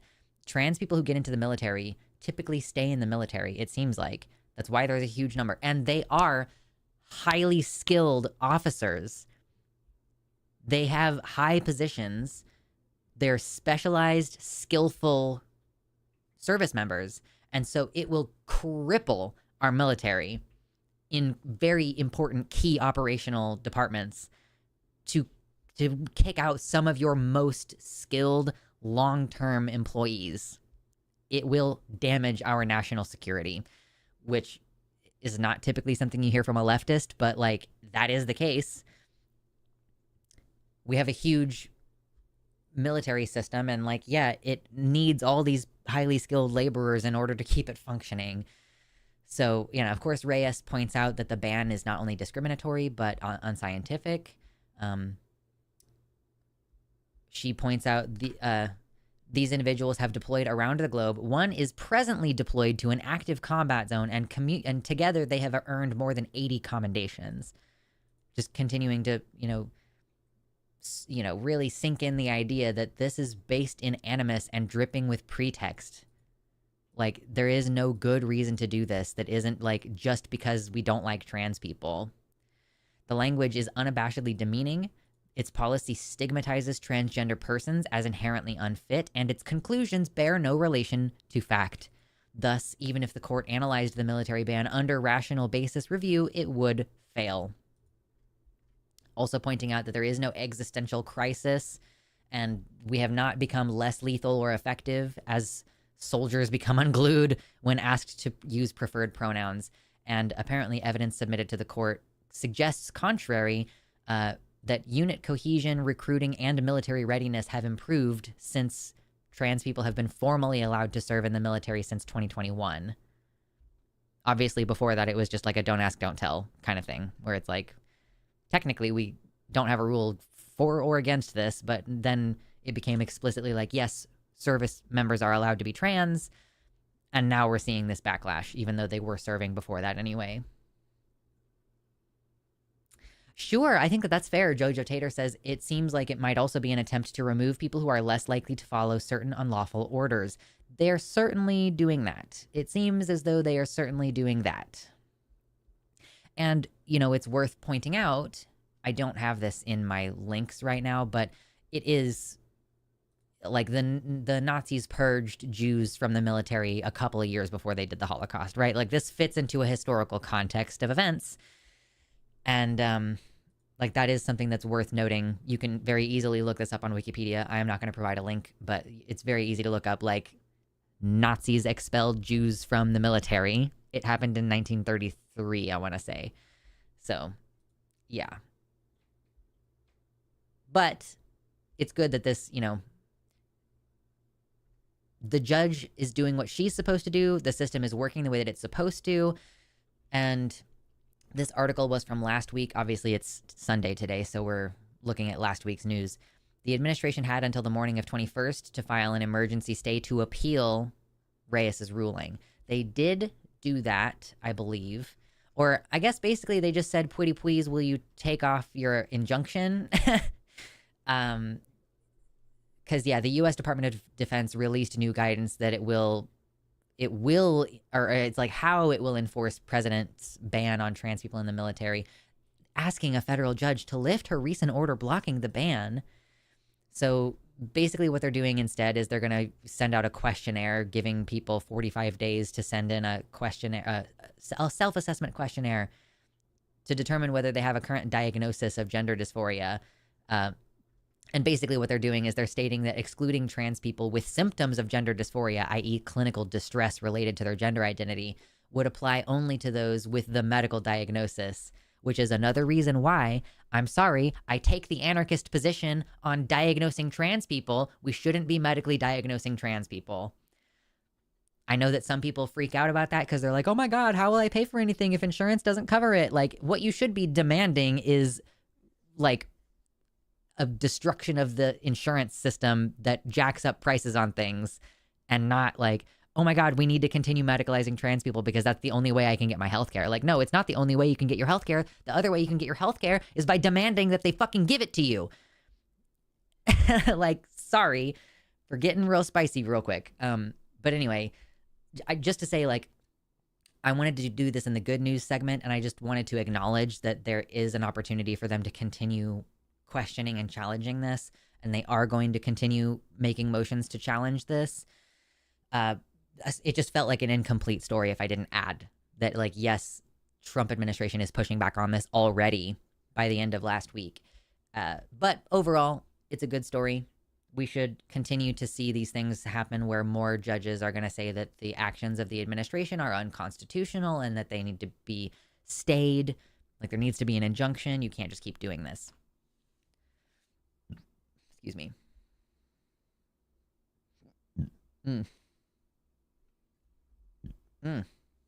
Burpee. And our last positive news segment for today. For those of you who have already hit the like button, and only for you, wink. Anyway, so Ohio Ninth Circuit Court of Appeals. No, that's not the Ninth Circuit. This is the 11th Circuit. Anyway, we've got all these bills about trans healthcare, especially trans healthcare for kids, and I just wanted to show a positive end of that. Like, obviously, we've had crackdowns on trans healthcare, but the appeals court, and this is relevant because Ohio is in this circuit, is like the 11th circuit, the 10th district, Ohio 10th District Court of Appeals, because Ohio has been going really conservative weirdly over the last 10 years, and I don't understand it really, but it's good that the appeals circuit court has said, you know, the state can't ban gender affirming care for trans youth.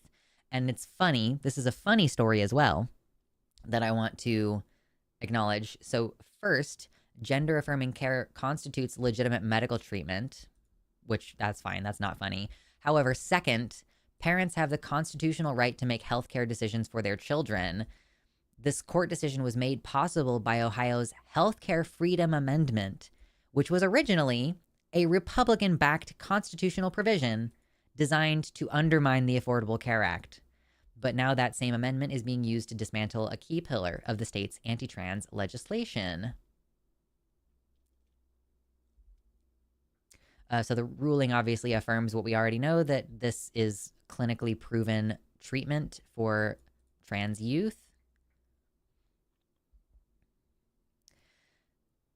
The constitutional amendment passed in 2011 in response to the Affordable Care Act says no federal, state, or local law or rule shall prohibit the purchase or sale of health care or health insurance.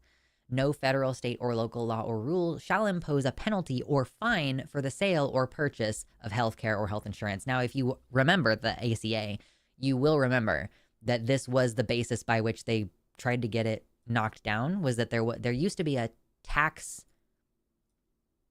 penalty kind of if you didn't get health insurance. Like, unless you were below a certain income threshold, you were basically being incentivized by the tax system to purchase health insurance, even if it would be more expensive for you to do that. I don't know, basically like this, but this was the basis. Republicans did not like that the Affordable Care Act expanded healthcare access. They wanted to restrict healthcare access. And so in an attempt to defeat the ACA, they made these rules like no law shall prohibit the purchase or sale of health insurance, but they also just put healthcare in there. So the conflation of healthcare with health insurance is actually a boon to us in this moment. So because of that rule, Ohioans now have broader constitutional protections around healthcare access, protections which, in this case, worked against Republican lawmakers' attempts to restrict gender-affirming care. In defending the ban, the state argued that gender-affirming care does not qualify as healthcare, relying on testimony from anti-trans medical experts, quote unquote, and asserting that it was up to the legislature and not the courts to determine what constitutes medical treatment. And the judges have rejected both arguments outright, affirming that gender-affirming care falls squarely within the legal definition of healthcare.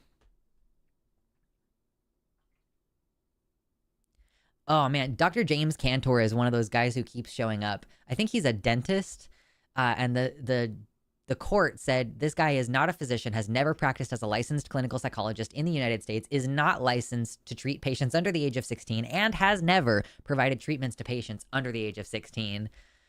One of the other guys, Dr. Paul Hruz, they said he has never diagnosed or treated a patient with gender dysphoria, and also highlighted his history of anti-trans advocacy. Wow, this is what courts should do. Courts should cite the conflict of interest.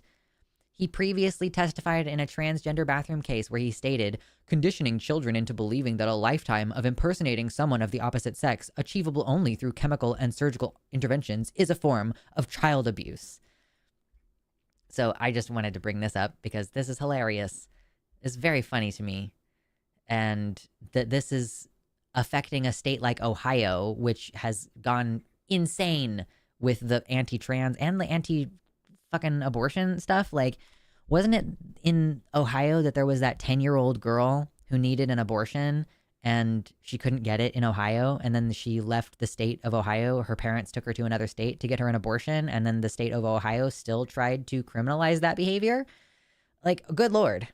I might be misremembering some of the details on that, and I will capitulate that I'm just going off the top of my head on that one. But holy cow, Ohio has been going nuts in the last couple of years, is what I'm trying to say.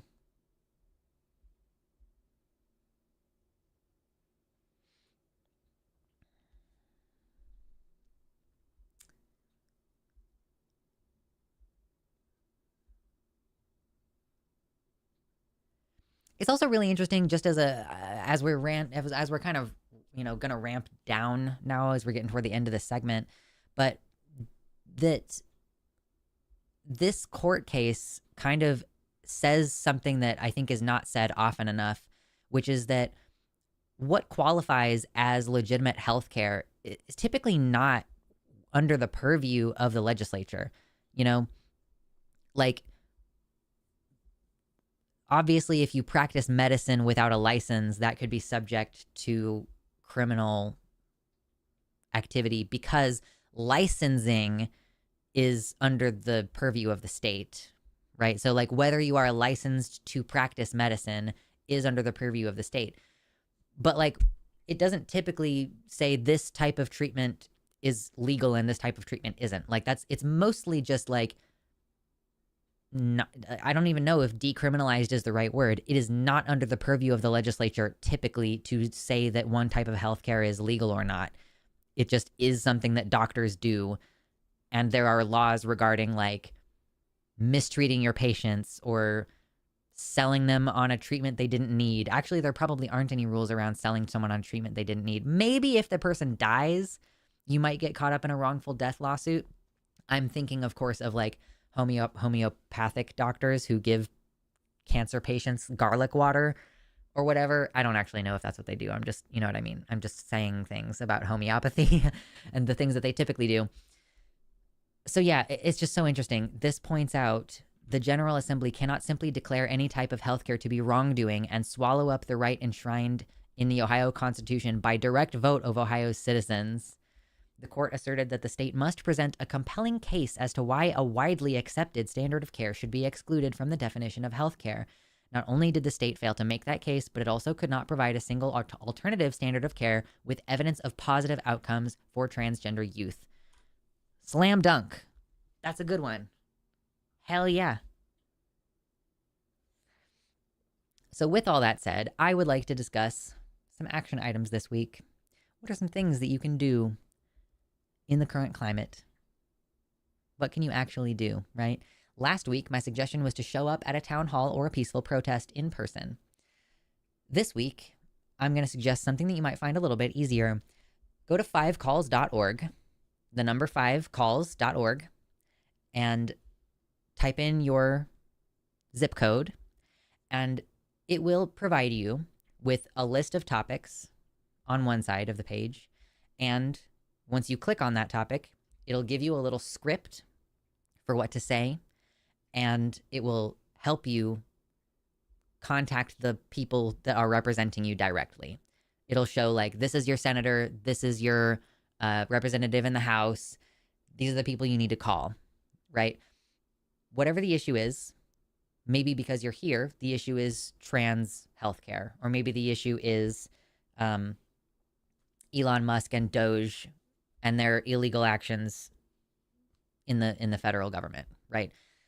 Pick your issue, whatever it is, read the script, and if you can, I'm gonna recommend that you call rather than leave an email, because calls seem to be slightly more effective than emails.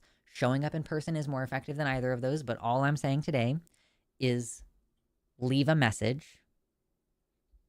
for one of your representatives, and you can either thank them for the work that they have done opposing, if you have a Democratic person who is like doing good things, you can thank them for opposing the harmful things happening. You can pressure them if it's a Democrat who has voted in a way that you think is stupid, or if it's a Republican, you can say, you represent me just as much as you represent the Republicans who voted for you, and I would like to state my opposition to the stuff that is going on. So whether or not you feel like it's going to make a difference, you have to get in the practice of doing something. Get in the practice of doing something. And you will be building toward a greater momentum for tomorrow. As a secondary thing, I would also suggest doing the same thing that we did last week, which is choose one social media and don't go on it for one day. Maybe Twitter is really toxic and harmful for you, and so you just pick one day this week to not use Twitter. You can still scroll Instagram if you want. Just pick whichever one is the most toxic for you, and just don't get on that one social media for one day. And we're going to see if this has a cumulative effect where we feel more and more peaceful in our lives the less we consume this knowledge, right? Keep informed to a reasonable degree. That's why you're coming here, to stay informed to a reasonable degree, but then allow yourself to turn off your brain. Once you make that phone call, you can log off for a couple days, okay? You will have done something, and it will be part of a larger movement, part of a larger course of action that we're taking, all right? That's my suggestions to you for this week. Yeah, you're welcome, Gay Fesh. Fesh is like, I check Twitter maybe once every week or two, so all you did was to remind me to check Twitter. If you're already not on Twitter, whatever, you know, I'm just saying, let's try to identify where is the toxic element in our lives. I have to limit my time on Blue Sky, even though I love Blue Sky, because there's just a ton of news there all the time. When I go to Blue Sky, I go to the gardening feed and I look at gardening posts, right? So we're trying to find ways to make sure that we're staying sane. So those are your action items for this week. If there's anything I missed this week that you think I should really talk about next week, leave it in the comments below. Don't forget to like, comment, subscribe, share this video, and check out the links in the description if you would like to support the show directly, whether that's a financial donation or whether that's you just want to follow me on another social media platform, or if you want to follow my other channels and see some other things that I'm going to be working on. Of course, on the Patreon, I'm posting more often recently, so check that out. TLDR. Oh, also memberships on YouTube. $5 a month gets you some of the same stuff that you get on Patreon, just on YouTube instead of Patreon. So with all that said, I'm going to wrap up the news part of today's stream. Thank you all for watching. Thanks to the patrons, and I'll see y'all next time. Okay, I'm not actually leaving right now. That was just for the YouTube video. That was just for the YouTube video. Just want to be clear. We have to record a segment. Okay, Viren said you were going to share the clock in Cozy stream recommendations or something, where you posted it in a Cozy pictures. Was it pictures or links? I will find it. Yeah, I think I found the same one when I Googled it. It's a dragon clock. Oh man, is this one of those puzzles? Oh, my husband loves these puzzles. I've done a couple of simple ones. My husband got one of these wooden puzzles, a hurdy-gurdy, and it actually plays, which is so interesting. So I love, and we just saw a bunch of these at a store we went to recently. I don't know if I saw this particular clock one, but they had a bunch that were like moving parts. Like one was like it was playing piano music. It was like a little music box, but it was built in to this. Yeah, sorry. I don't know how to, I'm like, how do I clarify that this is, the stream will go on, even though I'm done recording the segment for today. But yeah, I love this. I love this. That it probably just takes a couple batteries. Man, the thing is though, my husband just said that he wants a clock in the kitchen, but this clock would not go in the kitchen. If I bought this clock, are you kidding me? That's going over here. That's like, it's gonna go somewhere in this general vicinity. I don't know where exactly, but I see I still need to put my bow up here. I've kind of left some space open up there because I want my bow to sit across there. Yeah, I love the idea of having a copy of the Communist Manifesto in the background, but I do think that it would cause me problems. Like, I think that this could be like a politically dangerous thing to even have in my house, much less posting about it publicly on social media. But yeah, I don't know. So now I have to figure out what to put there, because I just put Communist Manifesto up there and then decided that I don't want it up there. I'm part of the reason why I'm getting into watercolor painting is because I want to make a watercolor painting of the resistance symbol from Star Wars, because I feel like that's a very similar political message to having the Communist Manifesto, but just like a little bit less obvious, you know? But I love this clock. That's so cute. Man, and it's only $60. That's not even that expensive for like a really nice looking clock that's also a cool, fun activity that you can do. Man, I love that. Thank you for telling me about that, Viren. I'm going to be plagued by memories of that clock forever now. It's so cute. There's other ones too. Like there's a cat one and an owl one that are like clocks. There's a dog one. Oh, that cat one is so pretty. I love that.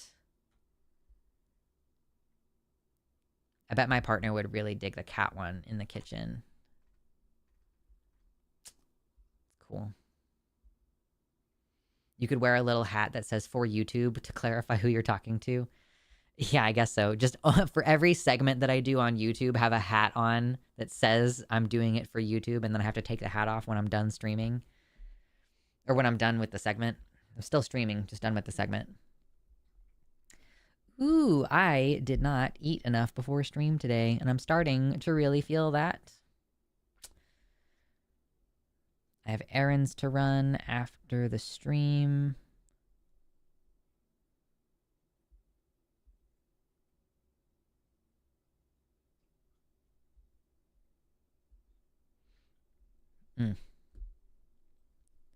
Yeah, I rarely check Twitter anymore. I actually, because of the changes that they made to blocking on YouTube, on Twitter, they changed how blocking works, and I went private around the time that happened.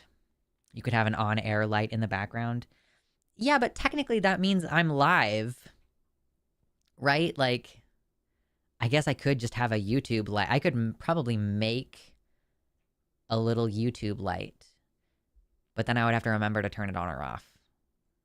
I don't know. It is funny as a concept. Yeah, I get on Twitter and I am immediately bombarded by COVID news because that is what I followed the most on Twitter recently. And like of the different marginalized groups that I follow on Twitter, it seems like disability Twitter is most active still, whereas a lot of the queer people on Twitter have gone to Blue Sky.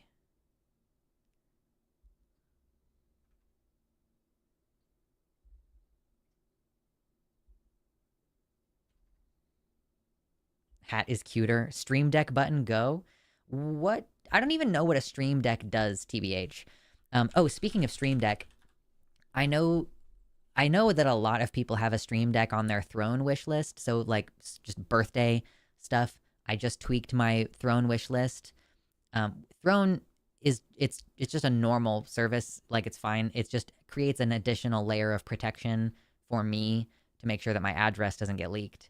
So it's fine for you to buy stuff from there. But a lot of people have a Stream Deck on their wish list, and I don't know what a Stream Deck is for.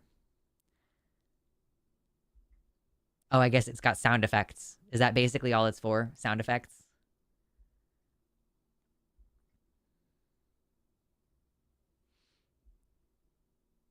But on my Throne wish list, I have a lavalier mic, which I would love to have a lavalier mic because then I can actually record stuff outside and it doesn't sound like ass.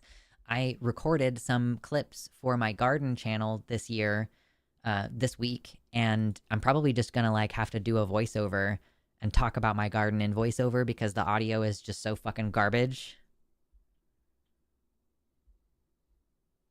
Stream Decks have buttons with little screens in them, and it's basically for macros. Okay, so I guess I could also technically like press a button and then it would put up a little graphic that says this is for YouTube. I don't know.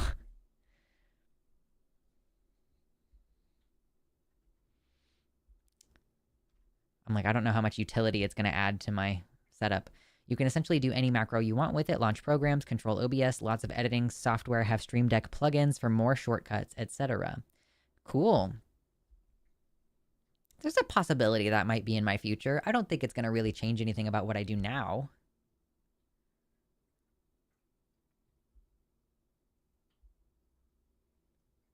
It's like a keyboard you can program the buttons for. You could, for instance, set one up to toggle a light in your background. I mean, I assume that's like if the light is a smart light. I just have this. I just have one of these. It's very limited. But shout out to whoever bought me that on my Amazon wishlist forever ago. Or actually, I think that I had different lights on my wish list and the person added these lights to the order because they were like, this might serve you better. Oh, I control my PNG tuber via Stream Deck. I was wondering, like you press a button to indicate like, okay, now my guy is talking. Or like now he's making a face like that. Your control your little fish guy.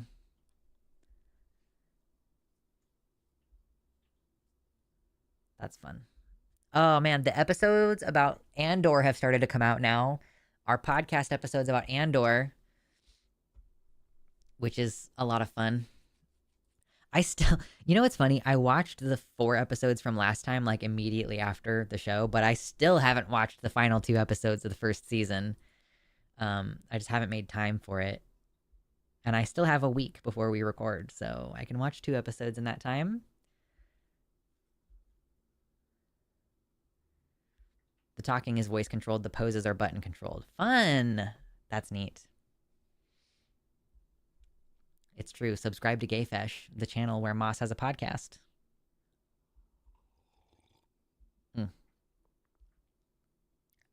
Water. Delicious. That's fine. I haven't edited our last session yet. Uh-oh. We're going to get behind. Probably not. I forgot to get you something, but now that I got some more money, I could do that. Nice. I put, like, some more hot goth clothes on my throne wish list. Also easy for changing scenes and playing music. I mean, I just like... Hold on, let me make sure that nothing weird is on the screen. It's like, I just kind of like have buttons on my keyboard for changing scenes. But I'm sure, yeah, like playing music. There's all kinds of things that a Stream Deck could be good for. It's just like, do I need to have that? Or am I basically just fine without it? I think I'm fine without it. But we'll see. Maybe in the future, someday.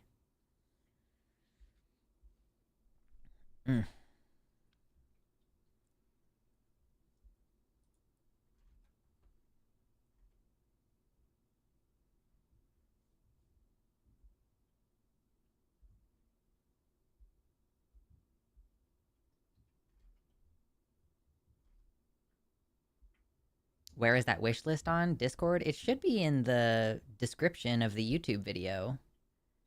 Yeah, my throne wish list. It's just throne.com/Luxander. Like, it's not complicated, but it is in the description of the YouTube video right now. The thing about Stream Decks is it can load different sets of buttons contextually depending on which program you have open. It can have folders you go into and pages you navigate between. It's really great. Awesome. I might look up some use cases for Stream Deck. I mean, obviously, it's a $200 piece of equipment, and I would really rather buy myself a router if I'm going to get a new piece of equipment right now. But, man, in a couple weeks, I can actually start thinking about spending money on things because my partner has a job. Yes. Claps for my husband, who has been looking for a job since we got here.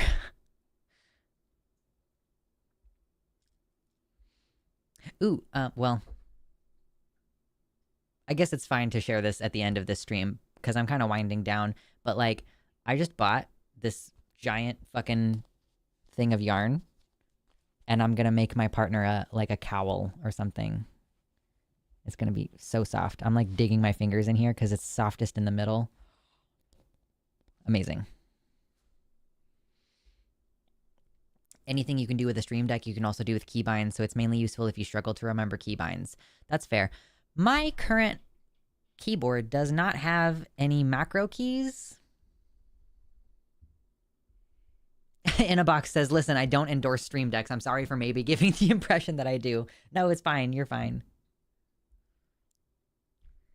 Fesh says, before I got the Stream Deck, I was controlling my PNG2 poses with my MMO mouse thumb buttons. Oh, yeah, I love the thumb buttons. But that involved me memorizing which button was which pose, and now I can look down and see the pose on the button. Ooh, that's convenient. Yeah. That makes perfect sense. I need a new keyboard probably, because this one is very loud, but it's also like, it doesn't have hot swappable keys. Like, the keys would need to be desoldered if I wanted to pull them out and lubricate them or something. And, like, a couple of my keys have been fucking up a lot lately, and I probably could just clean it up. But man, I'm getting to a point where, like, I want to have my husband help me find, like, a super quiet keyboard that has macro keys, maybe. Also, my keyboard has, like, a little scroll wheel kind of thing in the corner that you can use to adjust the volume. But it's not uncommon with this model of keyboard that it's, like, spinning, and sometimes they put way too much lubrication in it, and that messes it up. So sometimes, like, my computer volume will just be randomly going up and down because that because like I accidentally bumped into that thing. And it's also difficult to pull it apart and like get the extra lube out of there and shit. So I'm like, I'm just kind of ready for a new keyboard when I can afford that later this year. That would be great. Oh goodness, what is that, kitty? Is that baby? Did baby just smash the keyboard? Oh, it looks like baby is smashing the keyboard. Nice. I like good keyboards though. Yeah. I can't even, like, my partner got a really, really expensive keyboard when he got his most recent one. Yeah, no, it's okay. I figured baby found the keyboard. Just like smashing the numpad on the keyboard. It's good. It's a good thing.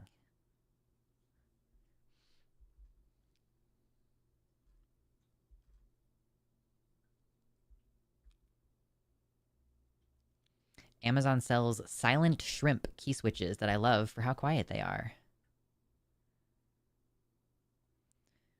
You don't necessarily need macro keys to have a lot of key binds. With something like auto hotkey, you can set up bindings with multiple keys. Fun. Yeah, it's just like, I guess maybe, here's the thing. There are many things that I could automate with a keybind, and maybe it's stuff that I don't even think about. Where like, I'm just used to doing a manual series of steps. So I'll have to look into that. Combinations of Shift, Control, Alt, Windows, and other keys. Oh, no, I'm totally familiar with that. I've played plenty of World of Warcraft. I think WoW starts with, like, it has programmed in 1 through equals sign. But I changed mine forever ago. I have 1 through 6, Shift 1 through 6, Control 1 through 6, Alt 1 through 6. And then I have some other keybinds, like Shift F I used for my mount. Shift space I use for my stealth. Control space I'll use for like a cooldown that I need to bust for defensive purposes. There's a mouse button that I always... you can get like a trinket that when you use a trinket, it removes all movement impairing effects. So I have like... my trinket is on my mouse.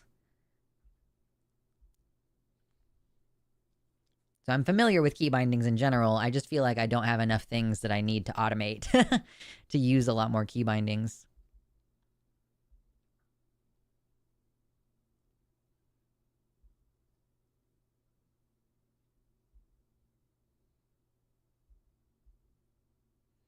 MMO mice changed my gameplay irrevocably to the point that I could no longer play MMOs without it. Yeah.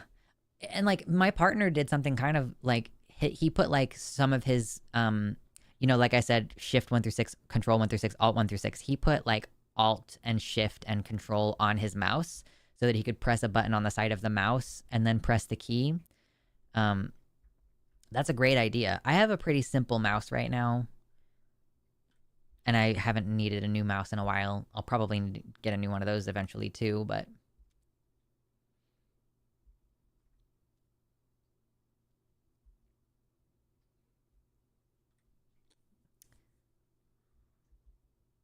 I use a 60% at home. It's not exactly quiet, though. Yeah, I would love to have a quieter keyboard. It's not terrible, but it's just, like, not the best.